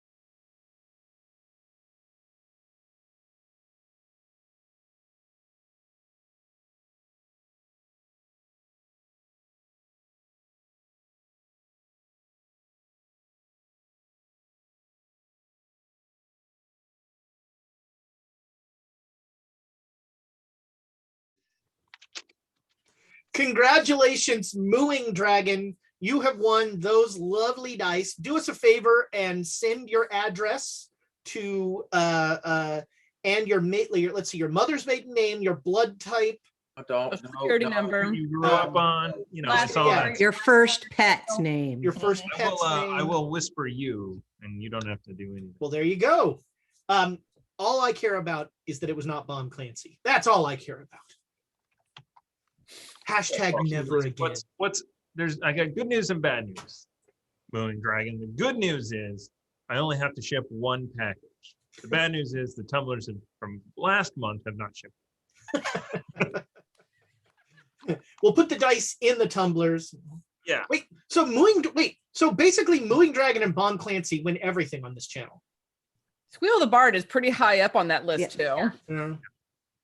Yeah. There's a reason we have, a 1 win per month scenario. It's not enough for the reign of terror of Bomb Clancy. If there's T, she's gonna win it. It's Get it? Because it fits her to a T, right? It's kind of like Schrodinger's. Go on. But we don't know where it is. So, that's not Schrodinger's T. I think it is. I Nope. think it's The both. T does not simultaneously exist and not exist. Actually, you know what? It is Schrodinger's T because it does. Yeah, We're kind told of. it exists, but we haven't seen it with our own eyes. So we don't know if it actually exists. But did we poison the box with the T in it? That's the important part of that. That's the part of the experiment that everybody forgets. Well, Ezra, you're not supposed to say that out loud. Let's Yeah, dude, subtext. God. Subtext. I mean, at a certain point, we're probably going to have to substitute different T, because honestly, I don't think those Prospera T people are. I think they're too busy. Like Presbyterian T people. okay, I believe it's non-denominational T. yeah. I don't know. Just anybody who is into Sex cults. Yep, there you go. Okay. So into artisan tea that you make a board game about it. I think there's something wrong. That one was. By the called way, Quip. you should What? always play Mad Libs with Amy. It always goes. Whenever I Thomas stutters, I just fill in the words with whatever I feel like. I love Mad Libs. have no comment about artisan teas. I've got like 6 of them over within relatively easy reach. But you're not making a board game with them. No, but I have considered it. She just But uses you're them as not. pieces in board games. Yeah. Meeples. Whenever she plays Carcassonne, she's just dropping tea bags. On them. They're teeples, All right, well, congratulations, Mooing Dragon, and in your face, Bomb Clancy. You didn't win again. That's like almost a month you haven't won anything. Oh no. Uh-oh, now you're teasing the thing. Yeah. Now I'm jinxing it. So yeah, it is evening. You've just had a lovely dinner in San Francisco. You gave Ramsey the kind of story of what you're doing and why you're doing it. And Ramsey did not run screaming, so No, but I'm sure he thinks we're nuts.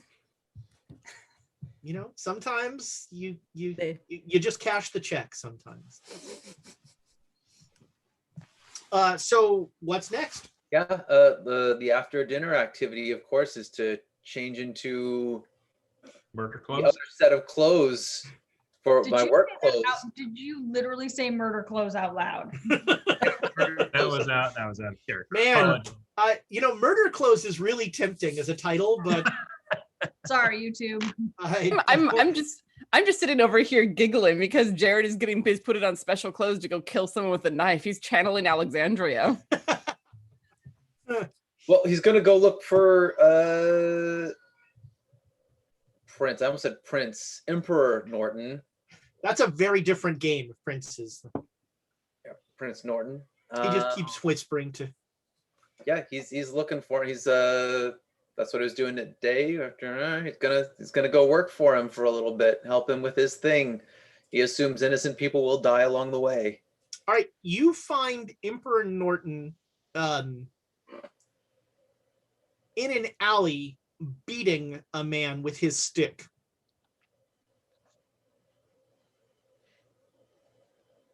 Yeah. He walks up. Is this one of them? Oh yes, this is a werewolf. Admit it. Admit you're a werewolf.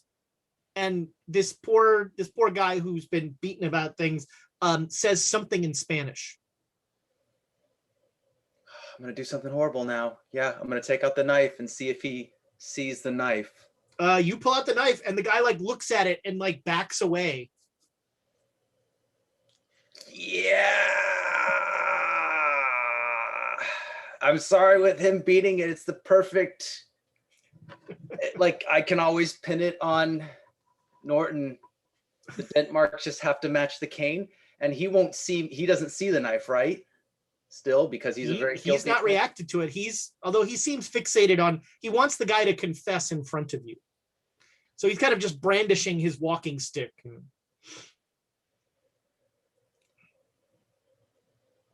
I stab an innocent person to death. I You don't sure know what do. I mean, this is what you want, Ezra. This is what you want. You're sick. Yeah, you just walk up to this guy who's like cowering from you, and this knife unerringly finds his heart, and you just stab it into his chest. And there is you see along the edges of the knife, blood flows up to a gem in the hilt, and the gem flashes as the blood hits it. And no blood is coming out of this wound now. And he slides off the knife dead. And Norton is sort of looking at this, and he goes, "What? How did you? Are you magic for killing werewolves? You've been training Jared." That's another Jared. You got the wrong guy. Another Jared?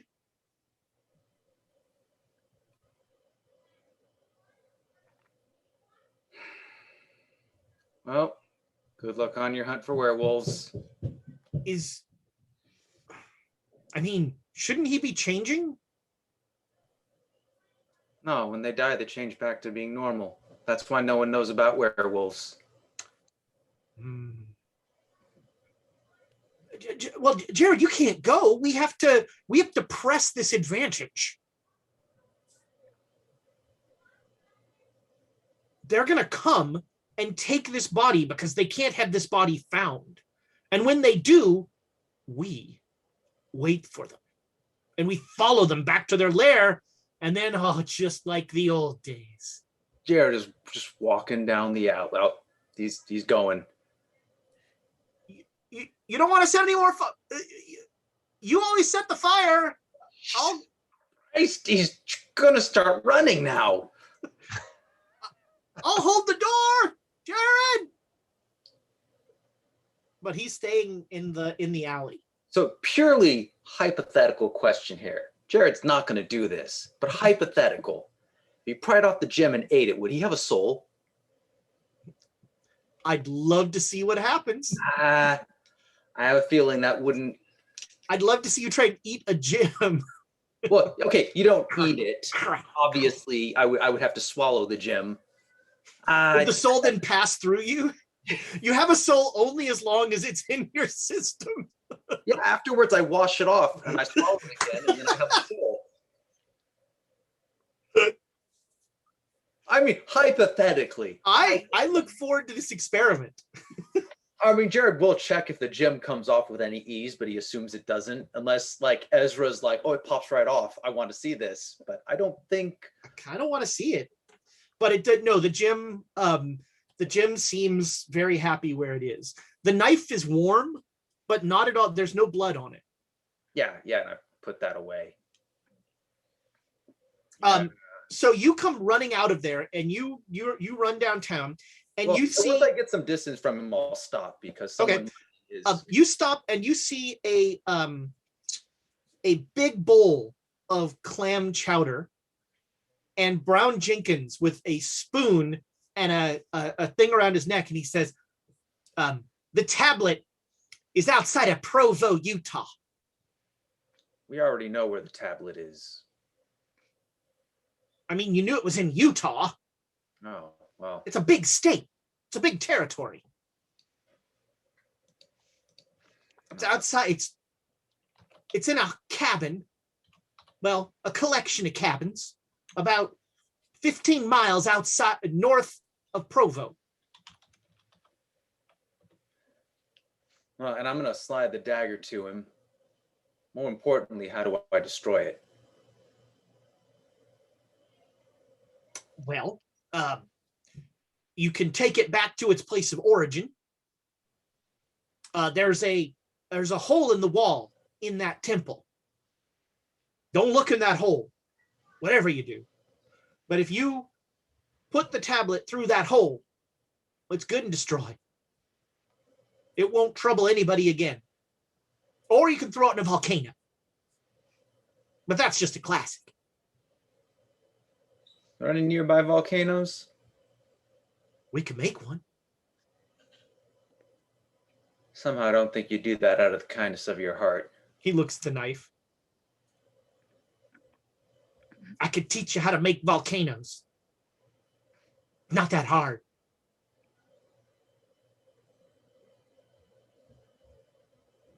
No, thank you. Well, the knife's always here, son. And I will get up, slide in the chair. Enjoy your chowder. It's excellent. And you will head off. Make Somehow a this is sanity roll for murdering an innocent person. Yeah. It's that awful feeling of doing it and then having like this, the juxtaposition of it, and then the sense of relief of doing it. Right. And actually feeling, Yeah, wasn't going to make that roll, but did not make that roll. All right. I sadly only rolled a 2 on a D6, so you only lose 2 sanity, which is alarming for all sorts of. You know what? I'm going to use an inspiration. Hey. Because you should lose more than that. That's not a D100 roll. That's just a roll. Hey, who makes the rules here? Thomas.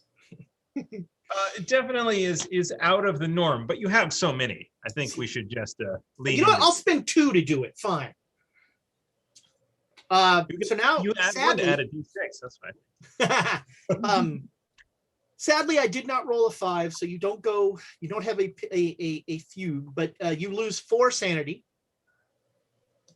And it's, you're like, okay. And then all of a sudden, as you're like going away from Brown Jenkins, what you did kind of hits you. And the adrenaline wears off, and you're very glad that knife is gone.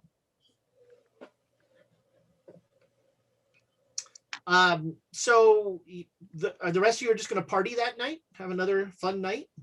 Yes. All right. I am making my way around, and it's like the Michelin's guide to whorehouses here. Oh, Mr. Sylvester, right this way. I'm sure they've all heard of him by now. We'll get an excellent write-up in my notebook. My soon-to-be published book. I think so. Elias is just gonna go around town, see if there's anything interesting to, he's gonna write, a layover, 72 hours in San Francisco. What to do? All right. So at some point, Elias, about 10 o'clock at night, you hear a voice out of an alley, say like, "Writer." All right. You recognize the voice of Emperor Norton. Oh, all right. Emperor Norton, Your Majesty. Is that right? Yeah. What can I do for you? Join us in this alley.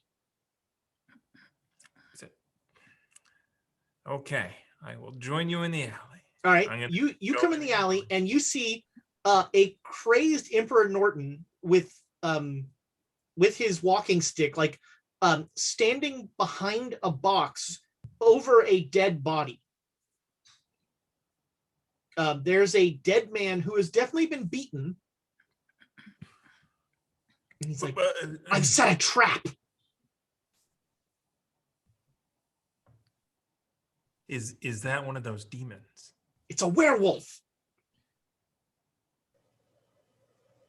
Your friend Jared killed it. What? Your friend Jared has magic to kill werewolves. I'm going to go and not touch the body, but I'm going to go inspect the body for bullet wounds. All right, make a, let's call it a first aid roll.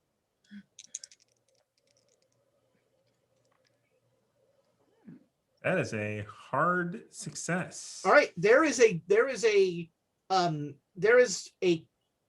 stab wound right in the person's heart. This person was stabbed. I mean, that might be part of the magic. Sure. Was it a silver knife? Did you see it? Like, there was no knife. This was just the magic that Jared used. It was good to see the old Jared back.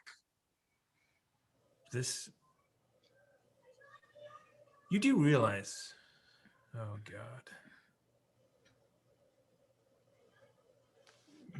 God. Yeah. Why? Okay, so tell me about these fires 2 years ago. What was happening? Well, Jared came to me and he told me about the demonologists. It was an unholy cabal. They were summoning awful things. And they would meet in these rooms. What type of things were they summoning? Can you, and he pulls out sort of, can you describe them? Well, I mean, we didn't let them summon them. We stopped them. That's more competent than I'm used to.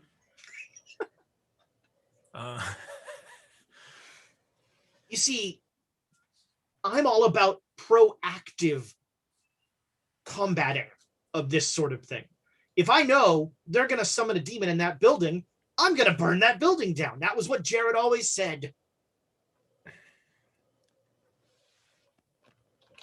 Does sound like me. So tell me about the cultists, the demonologists, you will. What did they have? A uniform? Did they have robes? What did they look like? What? I mean, you don't look into the eyes of people you're about to burn to death. So how do you know if they should be burnt to death? I mean, Jared never steered me wrong. You're standing over a dead body right here. That was not shot with a silver bullet, mind you. I don't know if you're aware of this. I mean, I've only discovered this recently, but I believe werewolves can only be killed by silver bullets. So, or magic. Clearly, Jared has magic that can kill werewolves. He said as much. Okay, this is an interesting development. What was Jared wearing? A snazzy jacket.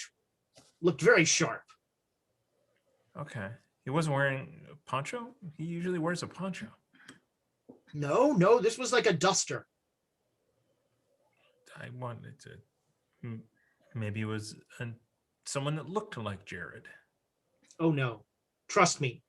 When you've stood at the door of a warehouse with a man and held the door shut as women and children screamed as they burnt to death, you know what a man... You remember that face. All right. So tell me about this trap. Tell you about what now? The trap. So you've got a dead... So I've got a dead body here, and they're never going to leave this body. They're going to come find him. They're pack animals. No, they can probably smell him. See? All right. I'm gonna head out. I'm gonna see if I can see any of them, and kind of steer them this way. Well, all right. So that you can be ready to pounce on them. I'm prepared. Yes. Okay. I'll flank. I'll flank when they come in. Well, that will give me advantage for sure.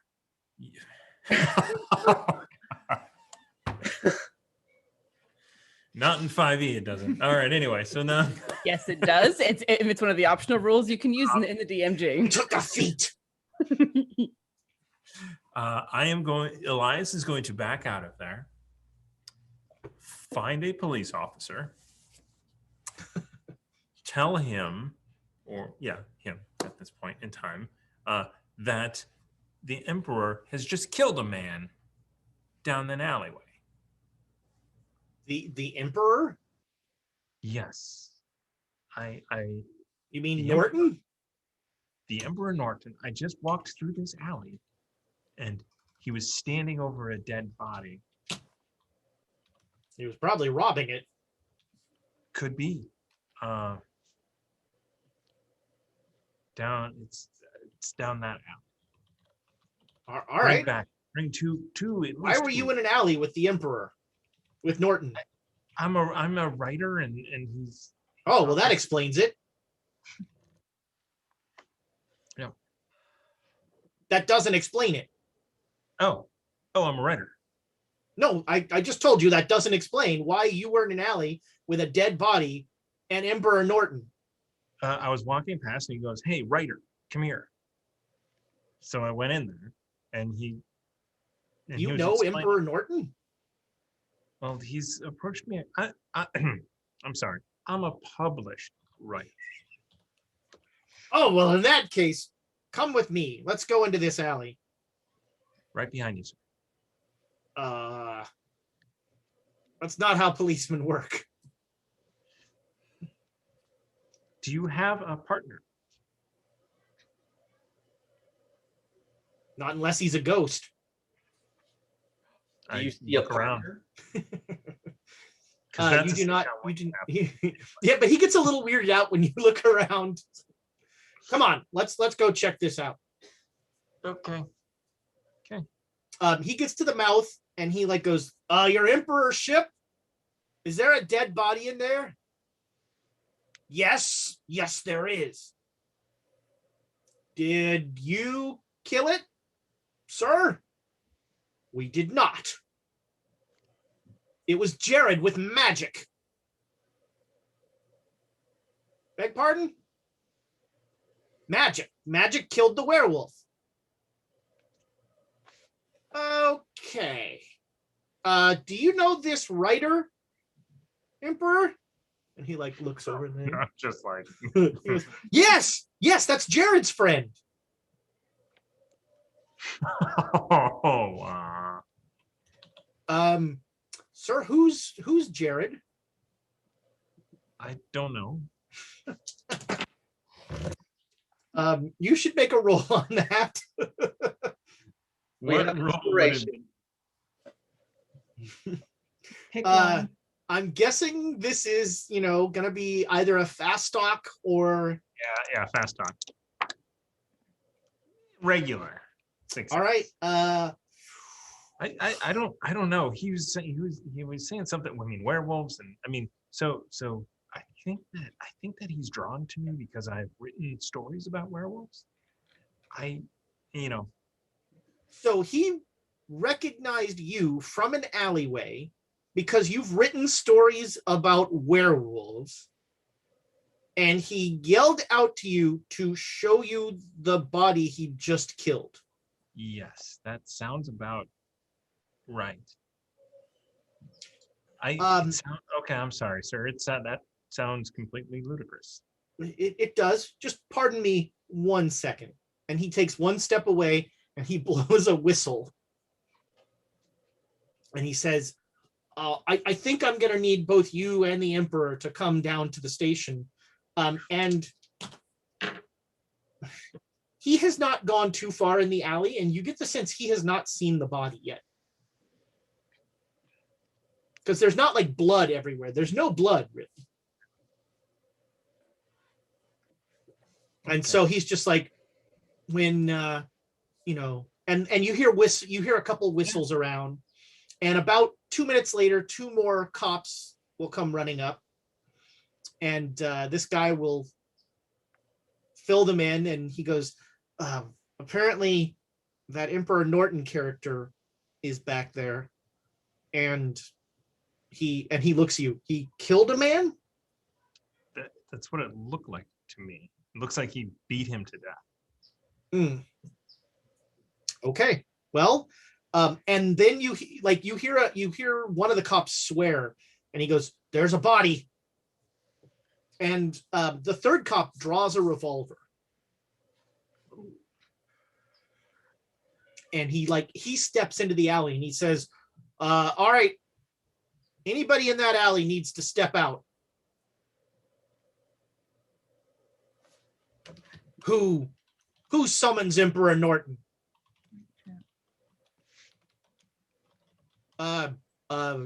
Your Highness? It's the police? Ah, good, public servants. And he steps out with his stick, and he says, "Come to claim the werewolf, have you?"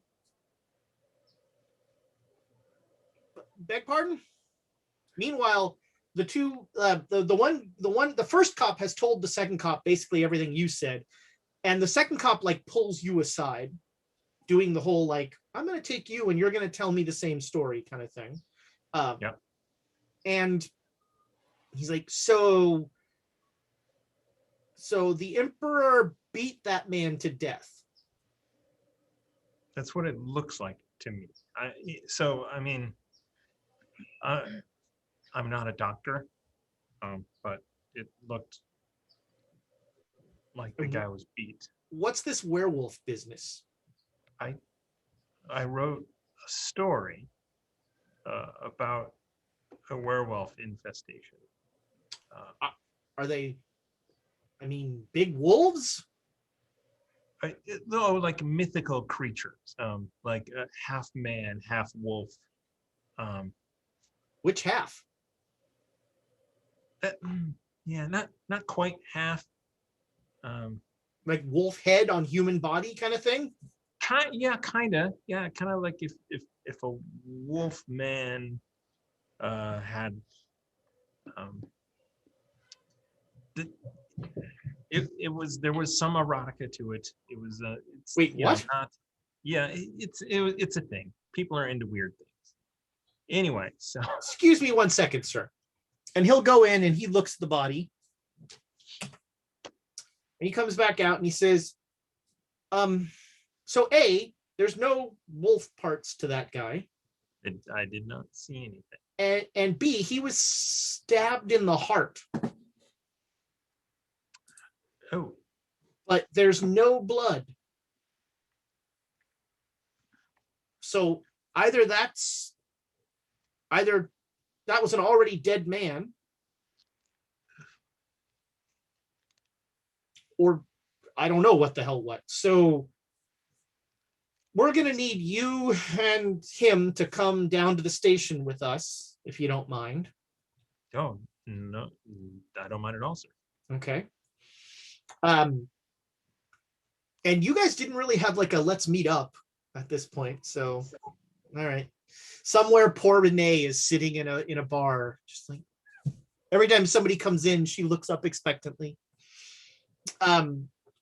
So yeah, you will be, you're going to basically be in a holding cell for the night. You're in the same cell as Emperor Norton, who's just pacing the whole time. Mm-hmm. And he keeps saying we need Jared. Jared will get us out of this. He'll explain it. No, I don't know who this Jared person is that you're talking about. You were traveling with him. I wasn't traveling with anyone named Jared. When you came in, I accosted you at the train station. There was you. There was the rich guy. There was Jared. There was the obvious law person. And then there was the lunk.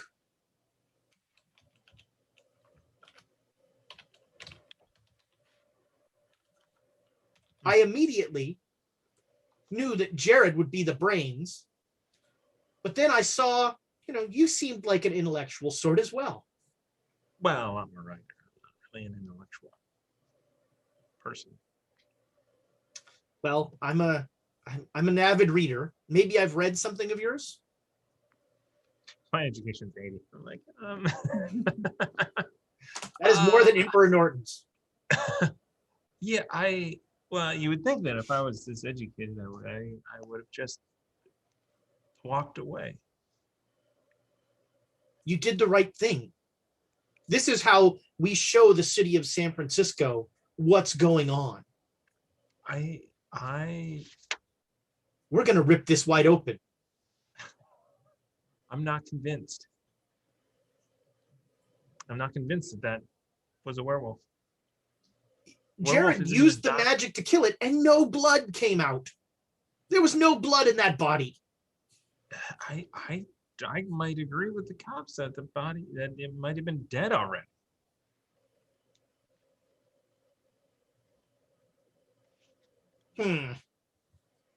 Well,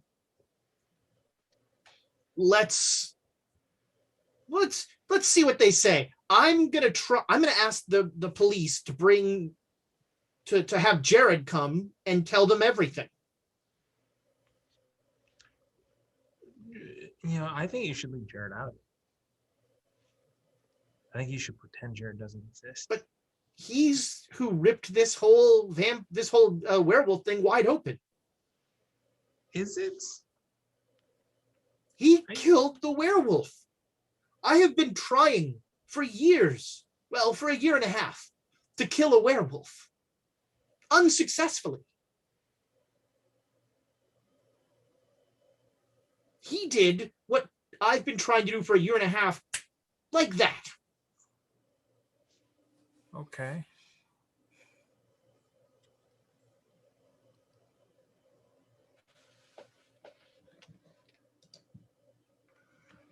And so he'll go to the bars and he'll say, guard, we need Jared. Find me Jared. Where are you all staying? He'll say to you.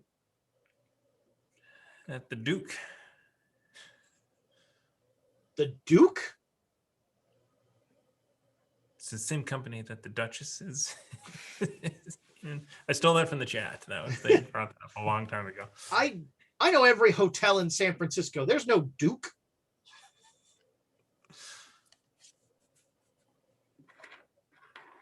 All right, well, you know what? He is friends with Jared. So just find out from him, and Jared will come here. Jared's the one who killed that werewolf.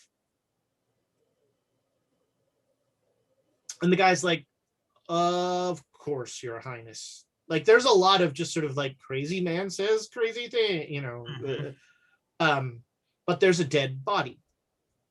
So they're very confused. And so they'll pull you out and they'll be like, who is this Jared character?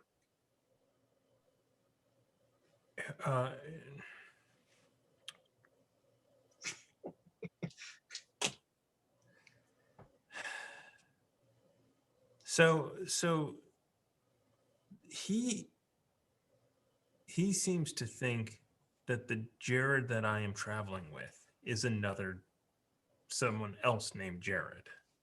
It's a very confusing thing. So how did he know the person's name? He knew my name. I have an associate who is a Pinkerton agent who was okay, out here and feeding him stories. The Emperor. Yeah. Who Okay. was believing fiction was reality. So the Pinkerton agent is telling tall tales. Yes. And is that Jared?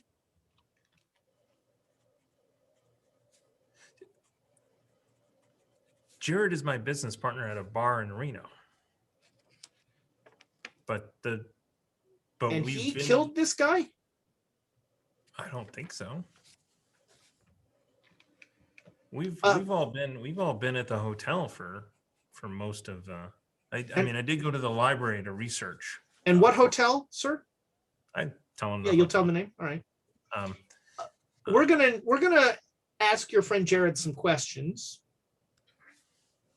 But I think, I mean, as near as we can tell, this body was dead.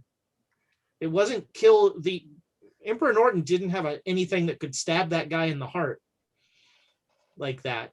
And you don't really have anything, and there's no blood on either of you. Yeah, I don't know. So I think once we've spoken to this Jared character, I think that we're gonna let you go. Oh, I mean, I'll be at the hotel. You can always come back and ask me any questions that you may. Right. Well, until we've spoken to this Jared, I think we're gonna keep you here just in case. Understood. All right.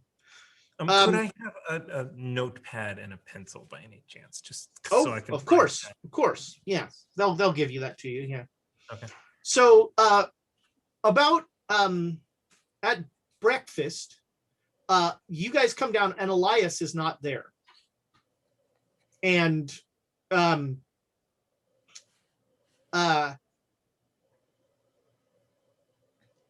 somebody everybody not named Elias, make me a luck roll. Shame, because I need to leave town soon.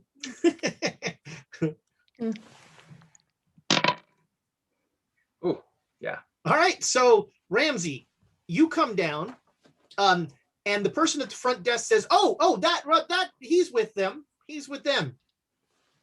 And a policeman in uniform comes over to you and says, "Sir, do you know someone named Jared?" Yeah, I do. I know someone named Jared. What's the deal? We just need to ask him a few questions. There was an incident last night involving a couple people, and his name has come up in this incident. So could you point him out to me? I'll put And it's a police officer. It's obviously a police officer. Jared resignedly raises his hand. Yeah, I mean, no, it doesn't look good if you're purposely keeping it. If I'm there, and Yeah. And then it's all go. I'm Jared. I see. Do you mind if I speak with you privately, sir? Sure. Let's. Can we eat and talk? Sure. And so while you eat, he will. Do you know an Elias Jackson? I do. He travels with us. Mm. We own a bar in Reno. Mm. And what are werewolves? They're fictional monsters from fairy tales. So they're not real. Never seen one. Have you? And you do not have magic that can kill werewolves? No, sir, I do not. Wow, this guy's a terrible policeman. I'm going to use an inspiration. Well, I don't. I returned the knife. I'm being completely honest. It's true. Also, that thing, I don't know if it would have killed the werewolf, so. Only if it was innocent. Do you know Emperor Norton? I'm very much aware of him. He's been following us around town. he says you killed a man last night. Well, Well, actually, he says you killed a werewolf last night.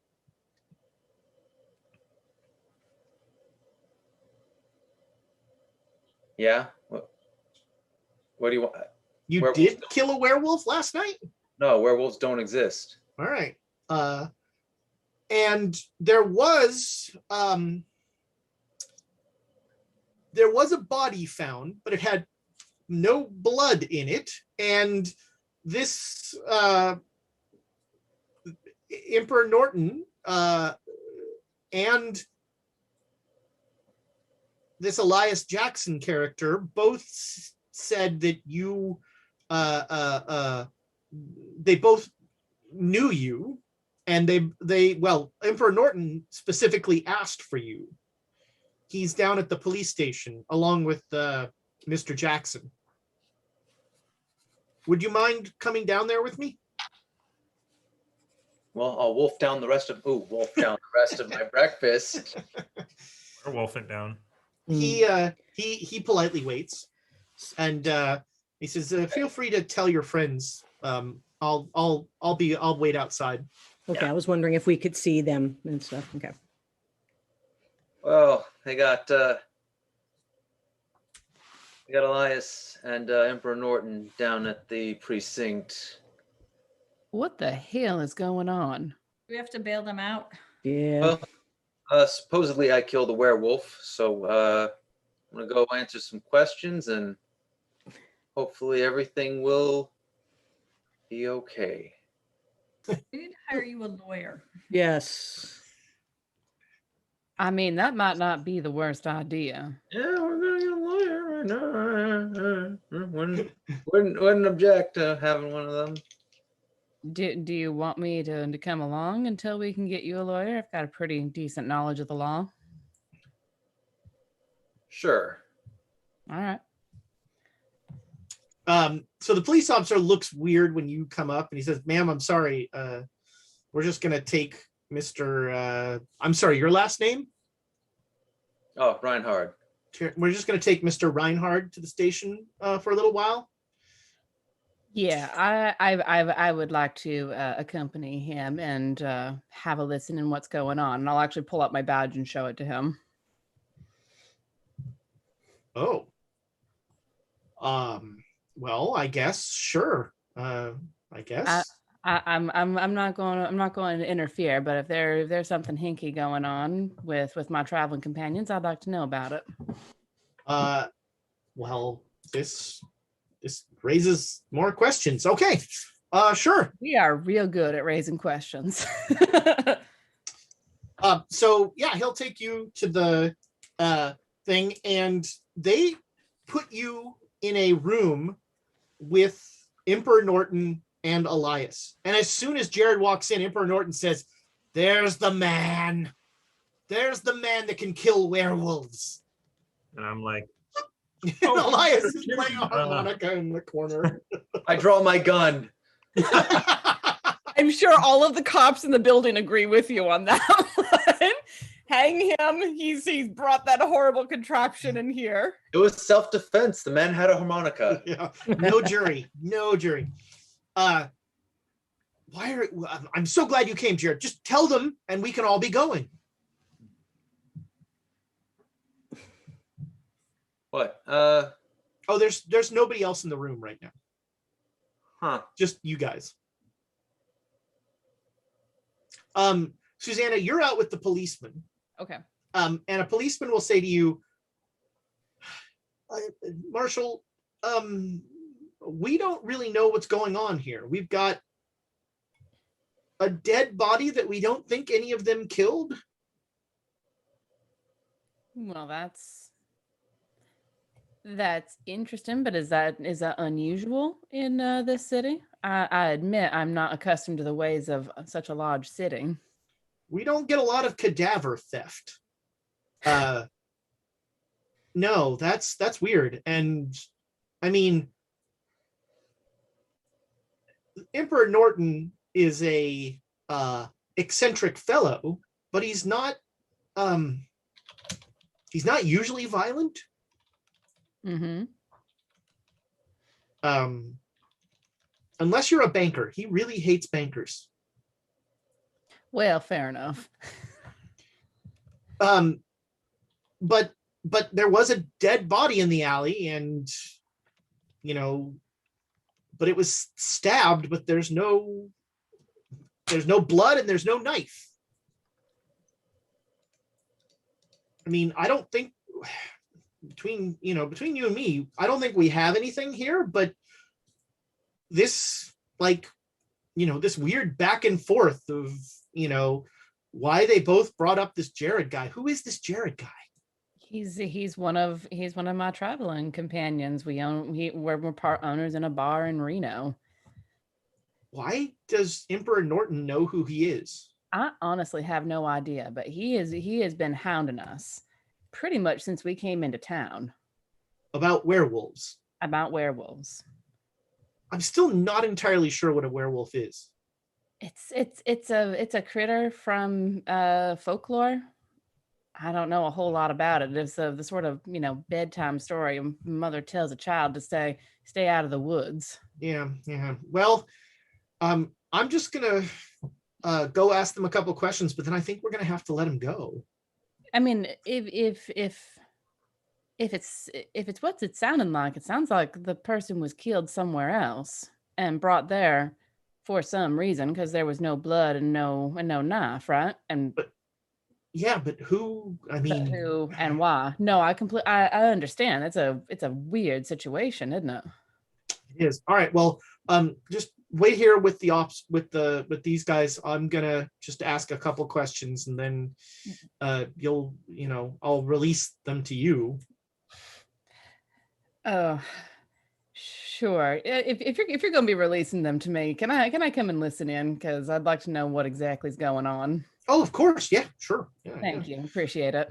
So a cop steps in with Susanna. And Norton has just been standing uncomfortably close to Jared and just staring at him.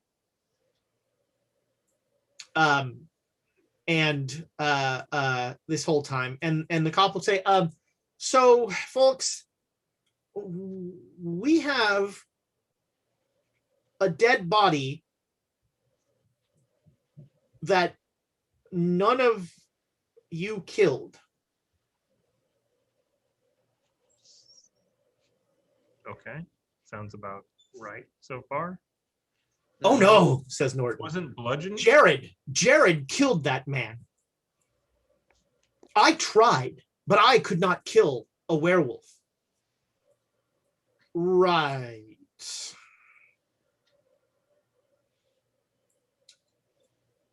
So there was no blood in the alley. There was no sword or whatever the hell stabbed him in the chest. And the body seemed to be dead for a couple hours.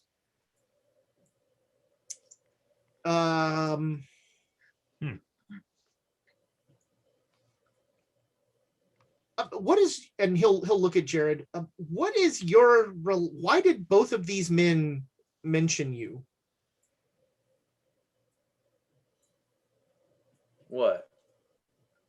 Well, Emperor Norton here said that you were the one who killed this werewolf, and he seemed to recognize your writer friend here, who Yeah.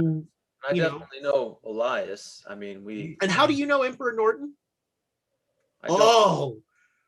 We have had some stories together. Let me tell you. No, I don't believe we have. Oh, vow of silence, of course. Vow of silence. Jared and I have stories. We go way back. 3 or 4 years now. We've been we worked together at the Pinkerton Agency out of Missouri for a while. Probably 3 to 4 years ago, and then we were moving up into Colorado. a while back. Okay, folks, I'm going to level with you here. We have a dead body that none of you killed, right? If any of you killed it, you could just say so right now. But none of you killed this man. And Emperor Norton starts and then like looks at Jared. He's a code of silence. No. Weird. No. Well, here's the deal. You're all free to go. I would really like to not see you ever again. Unless you come to Reno. We're at the Silver Bullet. Well, sure. I think that could, sure. But stay out of trouble. We know this guy. And he points at Emperor Norton. And maybe he's not the sort of person you want to be spending a lot of time with. If that's a choice, that would be a great choice. Says the player to the GM.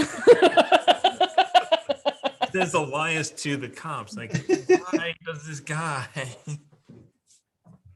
Well, I mean, I think it's a choice, let's not get in any more alleys with dead bodies.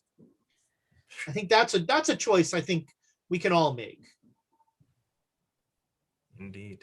Marshall, I'm gonna let your friends go with you.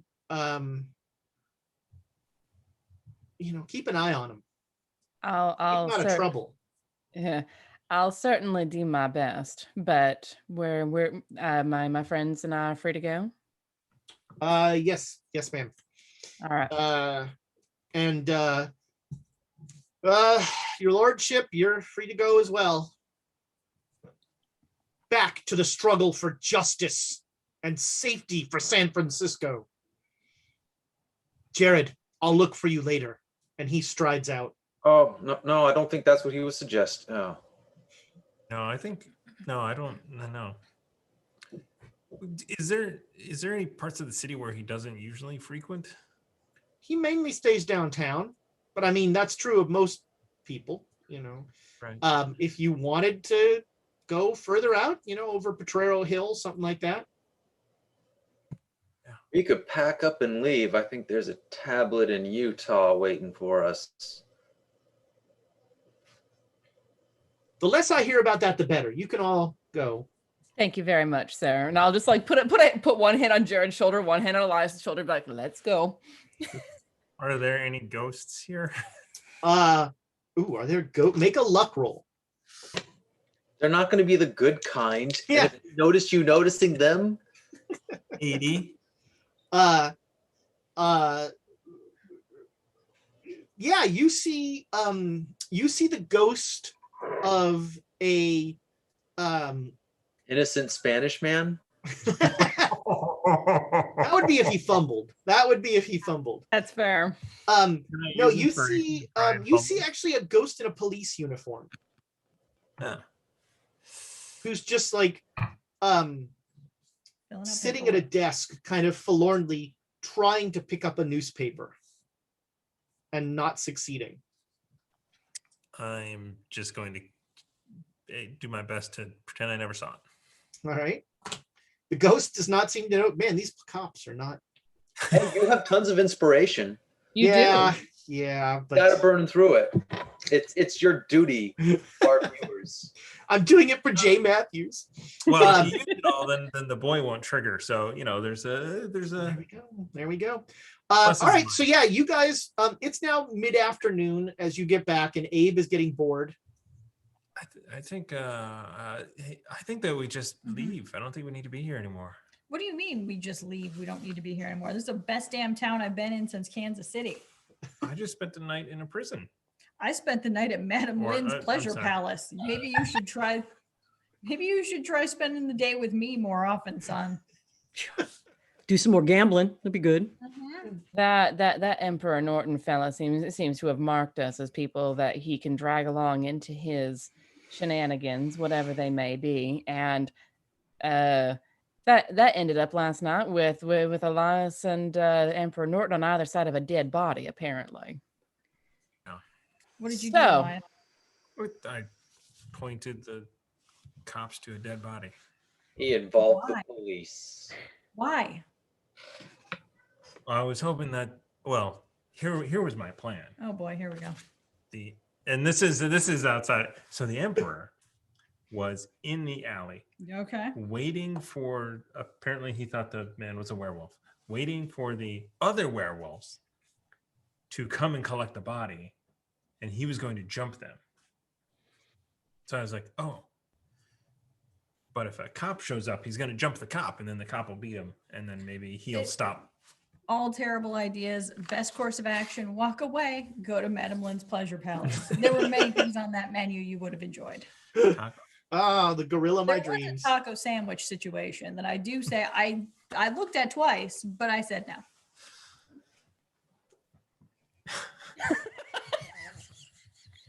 There's a lot to unpack in that sentence. Yeah, there was. It's not worth it. Just set the suitcase on fire. That will not be an episode title. It's accurate for us, though. But yeah, so the tablet's in Utah, right? And if we're assuming that Norton is fucking crazy and doesn't actually have anything of interest here, let's head to Utah. Yeah, I need to write a note, and then we should take off. Yeah, and I need to buy an oilcloth and a chest. I'm sorry, you Why? need to what? Well, we're not gonna handle or carry the tablet, right? Do I That's- know anything about this tablet that they're Nope. talking about? Nope. Yeah, okay. All right. Yeah, Jones, what's Jonesy not in there for the talk? No. Jonesy was, yeah, but Ramsey wasn't. Oh, Ramsey, derp. That was just a case of wrong name there. Yeah. Well, I mean, it makes sense when we try not to handle them sunstones too. So, you know, it makes sense. Try to avoid touching the weird things as much as we can. So how did you find out that an oilcloth is something that you can touch weird things with? Oh no, I was thinking about getting tongs for touching it. Figure wrap it up in something. Okay. That sounds like what you do to a dead body. Wrap it up in something. There's no laughter at that comment. You know? Everybody's silent. Oh my God. Yeah, Jared, everyone looks a little uncomfortable. Everyone's like, Yeah, Susanna's definitely thinking about that revenant. Just, it wasn't a cheesecloth. It was a grain sack. Sometimes if you fold them right, they fit in a grain sack. All right, so you can easily get on. There's a 4 o'clock train that if you hurry, you could get on. Otherwise, it's tomorrow. I mean, what do we think? If we stay here another night, and those of us who are marked by this Norton fellow stay indoors behind a Yeah. door. I mean, I think Jared's packed, so You know, there is delivery service. It's a 15% like surcharge for it, but if there's a anybody, dining car on the train too. I I don't wasn't think talking about food. yeah. So, if we stay the night, even though we're totally innocent, we look less guilty than if we leave right away. Exactly. Hmm. And if we ever want to come back to San Francisco, which We do. I'm sure at some point we might want to, Be sure to wear a flower in your hair. it's better to not look guilty in front of the local constabulary. Yeah. So I think staying the night, staying in, having eaten some food here, Oh, playing no some cards gambling? amongst friends. No We can gambling? Gamble amongst ourselves. All right. I do that leaving the bar with you guys every day. You're not wrong. is the problem with that sentence. All right, so is everybody staying in? Who's gonna watch Abe and make sure that? Yeah, I was about to say I'm gonna make a couple attempts, and then I'm gonna ask the concierge to dial Madame Lynn's. Right. If he can order in, Susanna will be like, "Look, it's just safer for everyone if you take the extra charge and just order in." They love Abe at Madame Lynn's, so yes, that's no problem. Steve Sylvester called. Yes. Oh, Mr. Sylvester, of course. I don't ask questions. It's none of my business. He can stick whatever he wants wherever he wants, as long as everyone's consenting. I think Elias is going to. I'm like, I show him the menu book, Elias. If Renee shows up, he'll have something to say. But if she doesn't, he's gonna know. All right, no, yeah, Renee will come and she'll be like, I waited for you last night. Yeah, the Emperor told me what happened. And he told you that he killed some guy and then blamed it on Jared? No, he worded that differently. Okay. From my perspective, that's what I saw. So you saw him kill the guy? No, I saw him standing over a body that had been dead for a while. Because he says that your friend Jared had some marvelous magic that killed the werewolf. I have never seen Jared with any magic. Wow. Well, anyway, he says that this has been a big breakthrough and that he's now convinced that there are werewolves running the police department. Renee, I would like you to come to Reno. What? I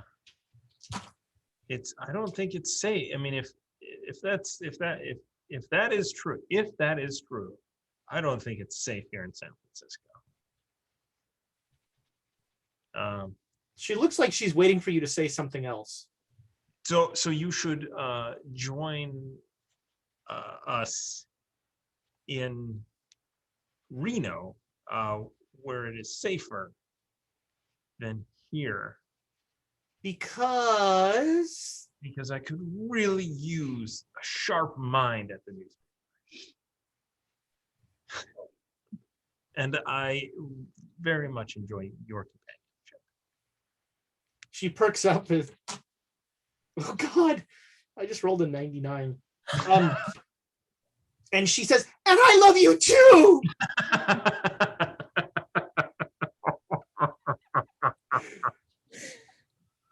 Oh, of course I'll go to Reno with you. Oh, I love this man. All right. I have to go this back is going to be and- great, everybody. Renee's going to join us. I have to go pack and tell the Emperor. I would just go pack. Don't tell him. He's And in my I'll- room. Why? I thought you were staying at a women's only place. Yeah, he snuck in. He doesn't have anywhere. He's worried that the police are onto him. You can't tell him where you're going Why not? because he might call. Oh, he's not going to leave San Francisco. Okay. All right. Go pack. Okay, The train is okay. tomorrow. What time? Okay, you tell her she's like, Yeah. Say it again. Say the part again where you really like being around me. Yes, I very much enjoy your companionship. It's the nicest thing anyone's ever said to me. Yeah. And she kisses you passionately and she says, I'll see you tomorrow, my love. Yeah. I'll see you tomorrow. Thank you. This is gonna be great. It's gonna be great. It is going to be great. It's gonna be so great. And she will dart out. I'm gonna go back to the table. Like, hey everyone, guess what? Renee's gonna join us in Reno. on this trip to Utah. Maybe we can stop at the bar, at the newspaper. I mean, the train has to go through Reno, so, she can get off in Reno regardless. Nope, I'm going to leave that one alone. Has my prostitute arrived yet, or do I hear that? Which one? Well, okay, the prostitute. The first one. You ordered the buffet. I did. I ordered basically a couple of number 1 and number 2 and number 7. Unfortunately, it's pay by the pound. There's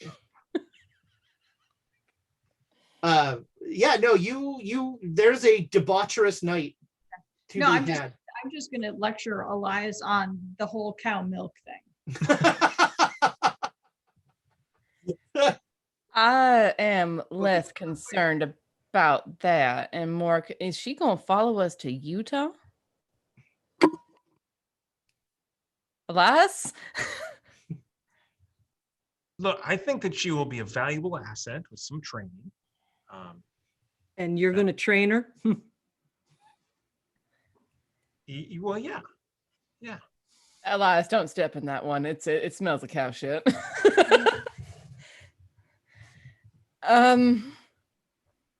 Do you know if she can use a gun? I think she can. She's a Pinkerton agent. Or at least was. Yeah. I mean, honestly, she seems pretty smart. I mean, maybe a little head over heels, but pretty smart. One more to keep track of. Not someone I would want to let down either. So.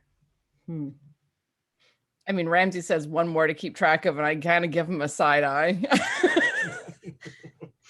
Just like, yeah, one more to keep track of who has no idea what the fuck is actually going on.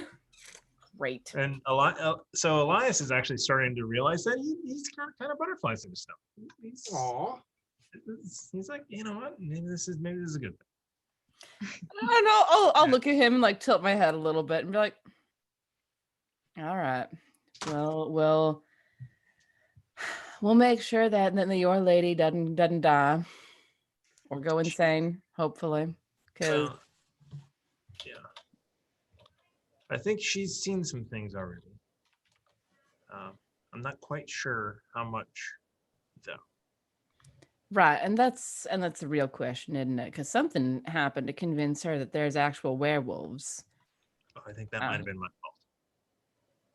Elias, what'd you do? Told her there were werewolves. Well, there are werewolves. Own a saloon called the Silver Bullet. Right. Silver bullets. But did she believe you when you said that? I'm pretty convincing. It's kind of. Ramsey doesn't believe me, but you know. I was gonna say maybe your persuasive charms only work on young women, but I'm also relatively young and they don't work on me either. So you know what? I don't know what's going on here. Well, I never told you there were werewolves. No, you did not. But if they were, I'm telling you, they would probably give an amazing massage. Just throwing that out there. If I see you do, like, that's a number 9. If I see you do werewolves, we're gonna have words. All right, so for most of you, a quiet night in. All right, I just need to know who has a room adjoining Abe's. Right, yeah. We're spending a late night in the bar. And some of you might be jealous. Abe struggles for the 9:30 train. Renee is there waiting when you come up. Welcome her with a hug. And she says, oh, this is so exciting, a new life. The Emperor was sad but understanding, and he says, and she says, you're Jared, right? He said that he found some books and he's gonna learn magic to kill werewolves.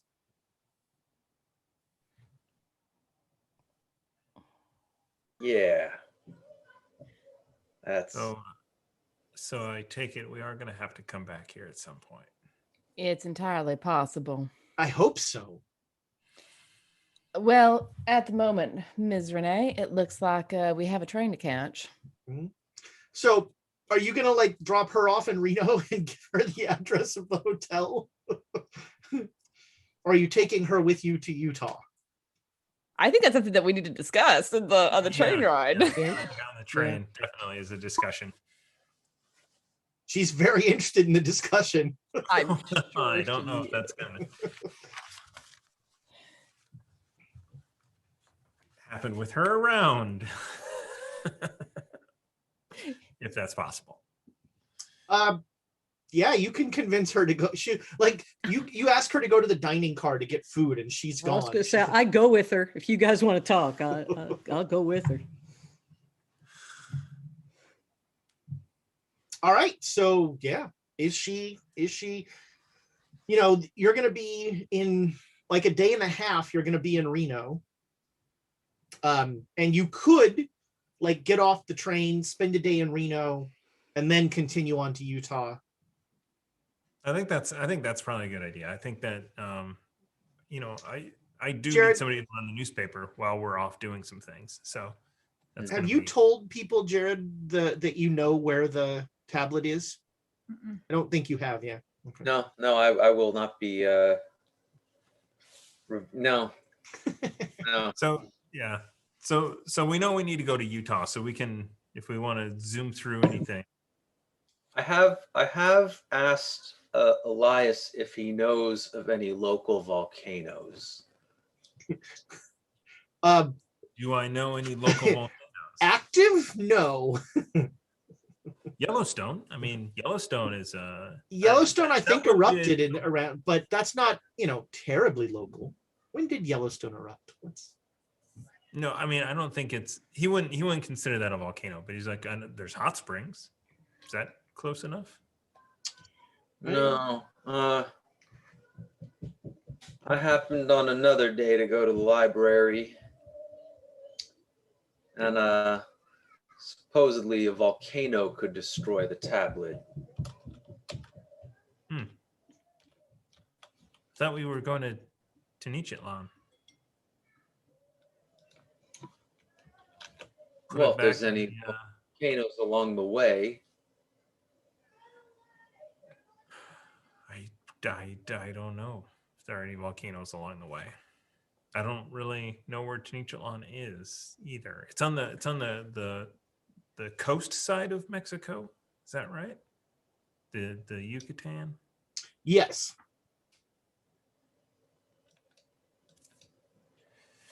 I'd probably go through Texas to get there.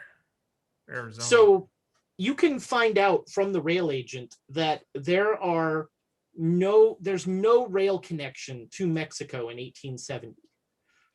So your best bet is to get as far south on the train into Arizona and then ride from there. Yeah.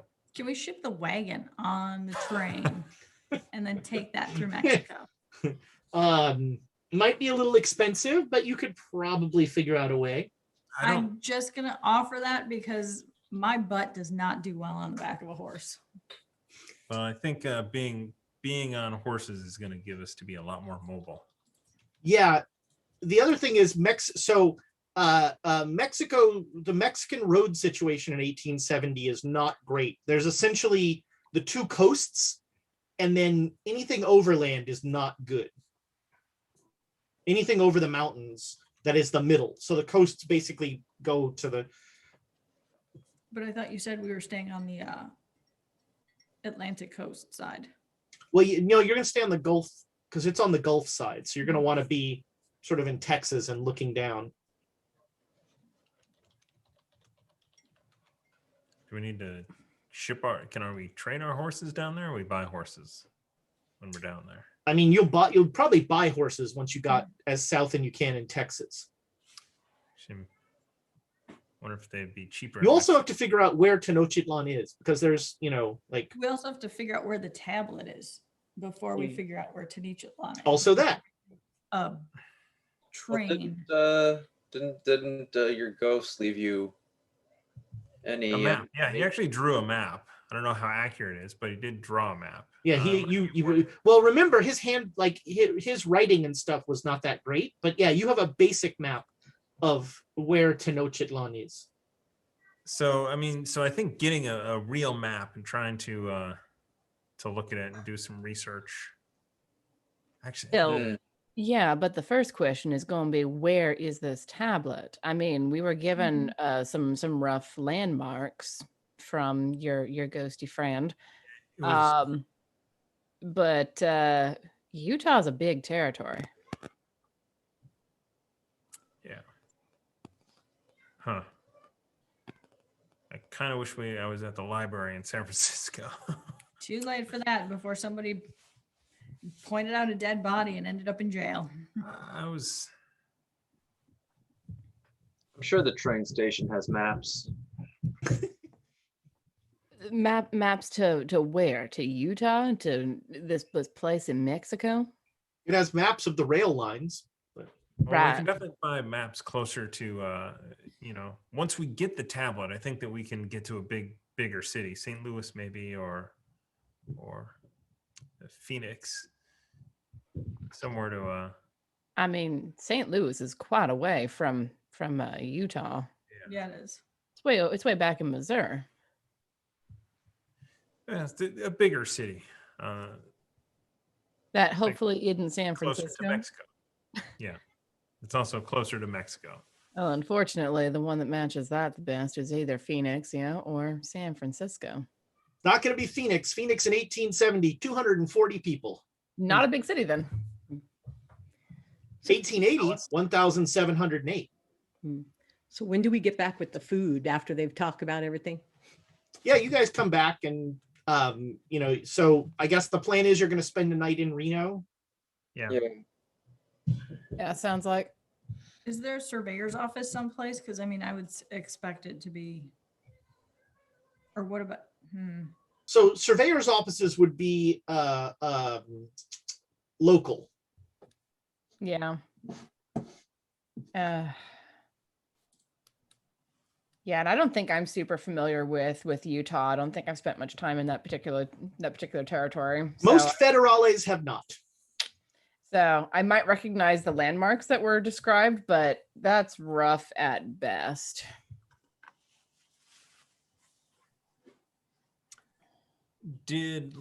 But what happens if we go to a surveyor's office and ask? At this point, that's all I got. A surveyor's office in Utah, maybe. Correct. Yep. Yeah. Take Yeah. it at a time. So we need to go to the explosion, and then he said that he went 2 hours or 2 days travel north. I player forget what. North. It was northeast. So I think starting there and getting a map of Utah and trying to figure that out. Now I should make sure that my geography was correct here, since I'm making this stuff up. Yeah. Where did we explode? Just out of curiosity. Oh, that's the real question. Yeah. Okay. That works. You exploded almost to Reno. We didn't. So that train was carried off before it exploded, though. Like we saw that. It's true. You don't know. Yeah.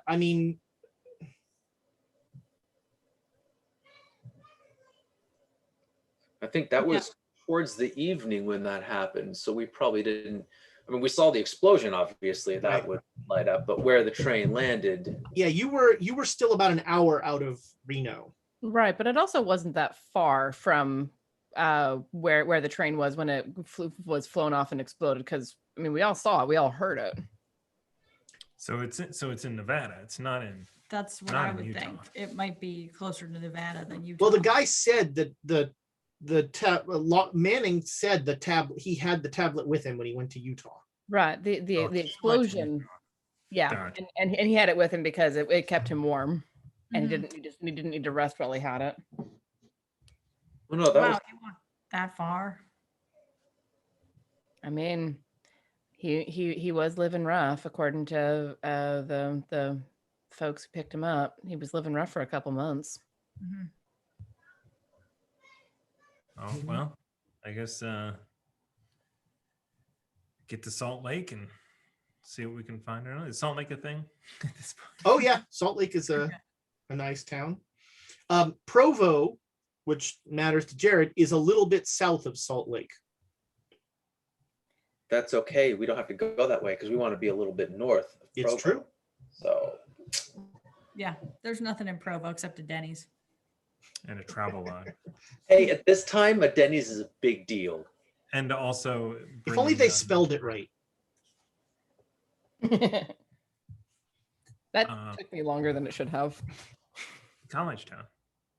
All right, so you spending a night in your own beds, you'll heal any damage that you might have taken, and Emotional damage. emotional damage. Gosh, I'm gonna give you each 2 luck back for your time in San Francisco, and Abe, you get 1 sanity back Yes. for doing the only thing that really brings you joy in life. Gosh. Oh goodness. Elias, the only conspiracy theories. That's, he's regretting some things in his life. Like asking your lady friend to come with you? No, he's not regretting that. Telling her that werewolves are real. That yes. Is up there. She gets set up with a place, and she is, she's not much of a writer. She wants to be a writer, but she does, like, you're probably gonna have to teach her how to use the printing press and stuff like that. But she's happy to hang around and sort of make sure that things are working and kind of work on some writing that she's doing. She wants to write about what happened in San Francisco. Oh boy. And in the meantime, they also have, people put advertisements and, it's a newspaper. So trying to keep the legitimate news going. Tom Clancy says conspiracy theory and chill. You have to finish what she said. Let's get Illuminati. Oh, let's get Illuminati. Nice. I like that. Clever. Puts the FU in Fnord. All right. So the next day you are back on the train heading to Salt Lake. And from Reno to Salt Lake was a 2-day trip. So you make it a couple days. And how are you gonna find you? Are you just gonna start wandering around Utah to look for this tablet? I think that the plan was to get into Salt Lake and find a surveyor's office and basically describe the landmarks that were given to us and see if it matches any surveyor's maps that they have. Okay. Yeah. And on the way, you're talking to Ramsey, and you're telling Ramsey more about this stuff or not? Like what exactly we are doing? Yeah, how do we explain going after the tablet? I mean, do you explain it to Renee? Renee is staying in Reno. But you've got to explain why we're going somewhere without her. And you actually have to explain it to Abe why she's not staying at the hotel or at the bar and fixing up the place. I mean, God, I hope that's not a euphemism. We come back and it's burnt down. Just something that happens. On the inside. So yeah, how much do you fill Ramsey in on this whole tablet business? I mean, I'm not driving right now. I mean, I'm just riding with you guys on trains. So I mean, the important part of don't touch it or read it because it'll turn you into a bag of bugs. Well, so that does actually raise the question though. With our wagon not going with us, we're going to be on horses. Would Ramsey go with us? I mean, you're paying, so yeah. But we're not paying a driver, so Ramsey's cashing those checks, man. Yeah. I mean, well, I can also fight, and I can also talk. I got some good old fast talk in there, so get you out of trouble. I'm assuming that we told Ramsey at least about what we're going after, that we're going after a tablet. I don't know how much do we You might have need. mentioned the cannibals. You might not have. Yeah. I mean, the high level Let's of not mention the cannibals originally. ever again. Well, we're gonna have to deal with them. Yeah. All right. So you tell Ramsey that you're looking for this thing. Do you tell him why? It was stolen from an archaeological dig, and There you it, go. it needs to be returned to where it came from. There you go. Okay. That's what that's the pretty much, ghost- and that's exactly accurate. So And Ramsey is down with that, especially because you're paying. Yeah, And on account of the melting people. Yeah, and we should bring a turkey leg. We should bring a turkey leg for the cannibals. bring a what? I want to call the next episode "Bring a Turkey Leg for the Cannibals." wow. Like turkeys? Because they ain't cannibals if Are they turkeys? Yeah. Well, I don't know. Turkey cannibals? That's why you Turkey bring them? cannibals. There you I go. mean, that's got to be the closest thing. I mean, have you seen the size of a turkey leg? I think if you give that to a cannibal, they'd be pretty satisfied. Just throw it out there, little diversion, run the other way. Do we want Duke Fleeg to write a story about cannibalistic turkeys now? Is that like? no. Let's you know what you know, we don't want to take advantage of Duke League. I think he's got his own ideas. But What is the point? no, werewolf cops in San Francisco though. Yeah. That's- Werewolf buddy cops. Yes. Yeah. Like, Buddy I cop. want the streets of San Francisco, but they're werewolves, like 70s hard-boiled, like, Dirty Harry, dirty wolf Harry. werewolves in like, Crown Vics with a wah-wah pedal playing behind them. Like Oh. the bullet, except the werewolf with his fur flying behind him as he's going down the hills. Like, would a werewolf have an afro? Oh, like that stunt Yeah. where it does the slow motion of the car, like, Yeah. and then they both have their heads out the window. Okay, you have to draw that now. Yeah. Not that good. Outstanding. Dance, monkey, dance. Outstanding. Actually, you know that might have been a pretty good description of his last one. Because Now I want to like run a game that's 70s werewolves, hard-boiled crime Hard-boiled fiction. detectives. Oh my god. All right, so you make it to Utah, and you can, it's a nice town if you like Mormons. Nope. That's an awfully big assumption there. Sorry, which is pretty much still true, and it is, you find a hotel. There is a real dearth of any sort of alcohol. It's a terrible town. Did we know that coming in, and would Abe have stocked up? I mean, Jared's got some whiskey. Abe probably has like a flask. He keeps the good stuff at home, but Jared is definitely bringing. I mean, this sounds like it's going to be a long trip, so Jared's bringing more than a flask. Yeah, it's Right. a bottle or two in a trunk. So you manage to, if everybody spend like $5 and you get a horse and good gear rental, I'm sure you'll bring them back. Yeah, there's no way that's gonna go wrong. R.I.P. rental horse. Well, I'm, you guys No, are that paying scratch for was it. there when we got it.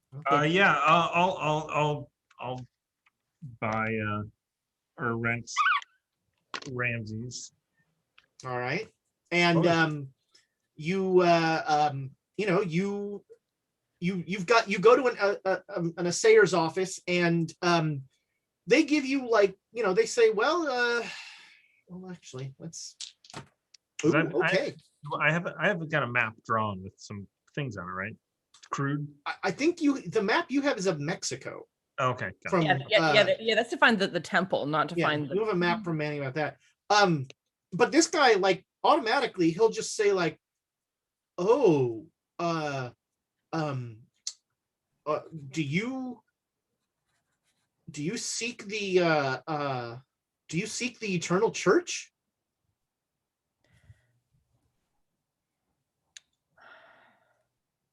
Is that They've got a compound up there. okay? What exactly is the Eternal Church? Up where? About 2 hours north of here.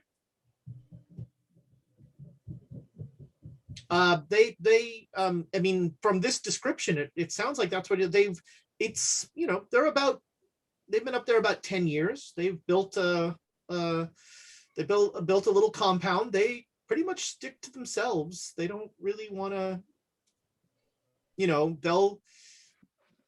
they seem pretty self-sufficient. They don't come into town for food or anything like that. Is there a map that Jared can see? Yeah.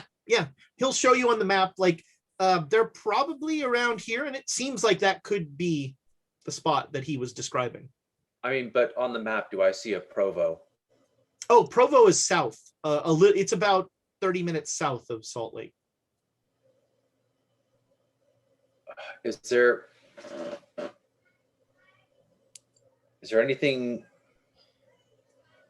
based on what's been described that doesn't sound like Jared can lead them there without giving something away? It's true. Although, I mean, if you want to go to this place, you know, this guy can like give you the directions. Okay, so it's just a detour then. All right. Are you of the faith? Who's he saying that to? Anyone? Because I'm not. When you say, you know, when he asks, you know, are you talking about the Church of the Eternal Church? Then he'll say, are you of the faith? Oh, we are looking for a tablet. We're more disc folk.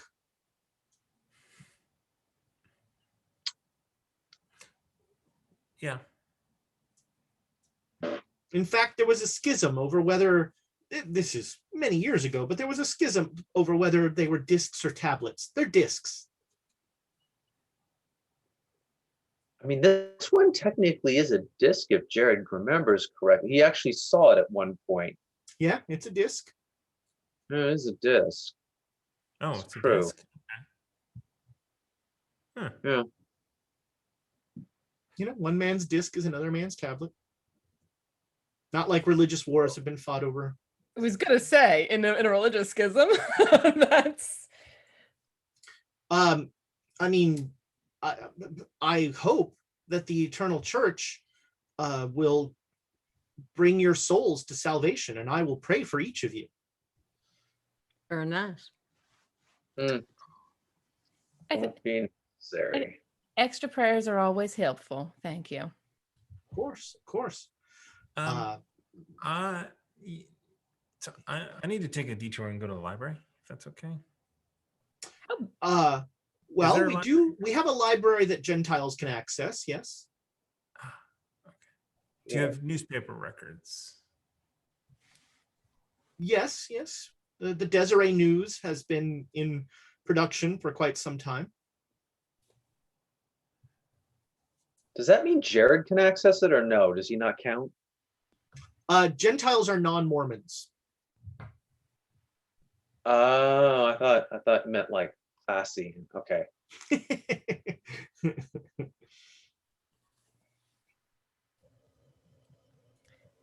And he'll tell you where the library is, and he gives you like he'll give you like an okay map to get to the church. Okay. To the compound. Map is better than nothing. Mm-hmm. Well, so this would actually be the person I'd want to ask if there's any active volcanoes in Utah. Ooh, let's see how his geology is. Oh, it's pretty good. No, we don't have a lot of volcanoes. I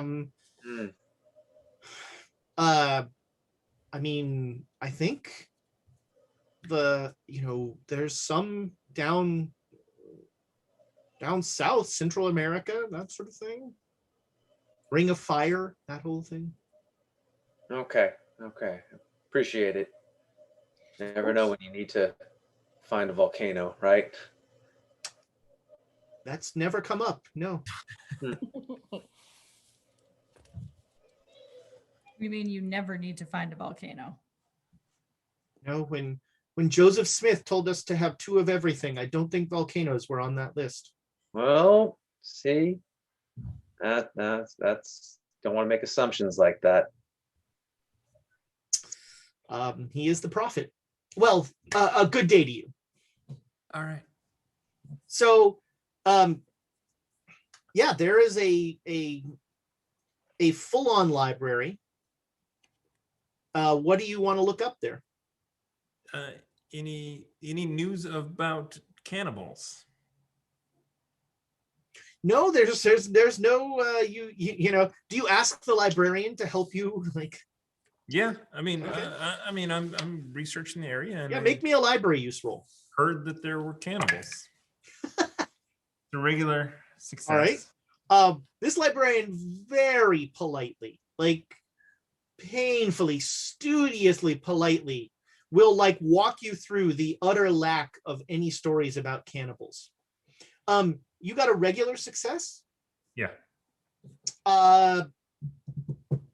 Yeah, sure. So with a regular success, you notice that, or it's clear to you that if there were any references to anything like that, they would not show up in the newspaper. Yeah, I kind of assumed that when he said that you can access this library. Like, yeah, they probably don't write about negative things. Or they blame them on the natives by dressing up like natives.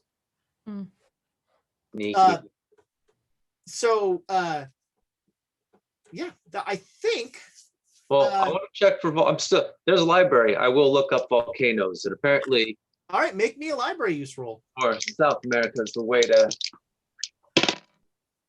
No. Yeah, there's not a lot of information on volcanoes in this library. There's like a book that explains like basic volcanism and that sort of thing, but there's not. I know about basic volcanism. Thank you. Shoot. Okay. Let's see, volcanoes that erupted in the 1800s. What about uranium? Fast way to boil water. That was sunstones. Oh God, if I only could have gotten my. That's the drawback of not having a soul. The last, yeah, so there was an eruption in Guatemala in 1857 that is probably the biggest one that would kind of make any information here. Well, it seems like we're going past this Chinichitlan. Might as well just. It's shorter. Russia's due for some trouble soon.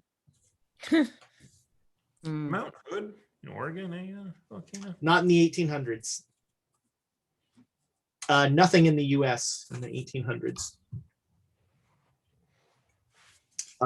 So I think that's actually, we're not going to, sometimes you don't have a cliffhanger. And so that's going to do it for tonight's episode. You guys got a lot done. Let's see our quotes from tonight. He's got a good luck. I might still kill someone tonight. There's always time for libraries. I might have put some stories in her head. The thing is, we're trying to do good things. Don't tell me you brought dynamite to dinner, which I can't really want that. I really want murder clothes to be the title, but I don't think that's a. Also a good title. That's more competent than I'm used to. If that's a choice, it's a great choice. Try to avoid touching weird things as much as possible, and bring a turkey leg for the cannibals, which is also a fine choice. Don't forget YouTube. Like this video, subscribe to the channel, and tell us what you think should be the title, and you might win. Oh, I put the glass away. You might win one of our tumblers for the silver bullet. There we go. That one of those lovely things. Ooh, a set. Oh, two, right. I guess they come in pairs. I just assume one. So don't forget, Monday it's Dragon of Icespire Peak. Then Saturday it's Rime of the Frost Maiden, maybe. Probably. I'll say probably. I don't know, as far as you know. And then we'll be here Saturday evening to close it out with some Call of Cthulhu. And of course, the big news, Chaos Agents Campaign 2 starting July 6th. Super exciting, because we all need more D&D in our lives. I think that's going to do it. So thank you so much, everybody, for all the bits, the likes, the subscribes. Happy birthday, J. Matthews, 1985. Your angel is a centerfold. It is great to you do a lot for this channel, and we appreciate you. And wherever she may be, I'm going to send some love to the Baroness, because I haven't said the Baroness's name in far too long, and she is never far from my thoughts. So, Baroness, awesome. Thanks so much for all you do for us. And of course, I'm not saying this in any way because I was forced to. Titan Media Collective, they're fantastic. Wait, hang on. Titan Media Collective says they approve. Thank you. Yes, yes. Also, for other people who just cannot get enough D&D in their lives, I'm going to be guesting on Roll For It Thursday morning at 10 a.m. Pacific time. So come and see if we survive a tower encounter. It should be interesting. A tower encounter. There we go. I'm still waiting for the DM to get to me with what exactly is going on, because I've been trying to stay spoiler free, so I don't know what my character wouldn't know. You can find us on our Discord. You can chat with these folks are in the Discord a lot. You can chat with all of us. We have a forum for this game. We have a forum for Rhyme. We have a forum for the Chaos Agents. You know what's fun? Go in the Chaos Agents forum or the Natural One forum and go, are you coming back? We love that question. We haven't answered it enough. So keep asking, because the more you ask, the more likely we are to come back. Really, that's how it works. Goodbye, internet friends. Hang on, Thomas. Yeah, hold on. Thomas is doing things. I'm doing things over here. We're not. I'm trying to find someone to raid. I'm just like clicking through things as fast as I can. We'll just start recording the post-game show now. We're gonna raid some friends. Bye, we're gonna raid some new people. I don't know. I don't raiding know. New people. We're not responsible for the content of these new people. Thank you, guys. Give them a shout out, and then do what you need to do. Then win some of their gifts. Bob Clancy.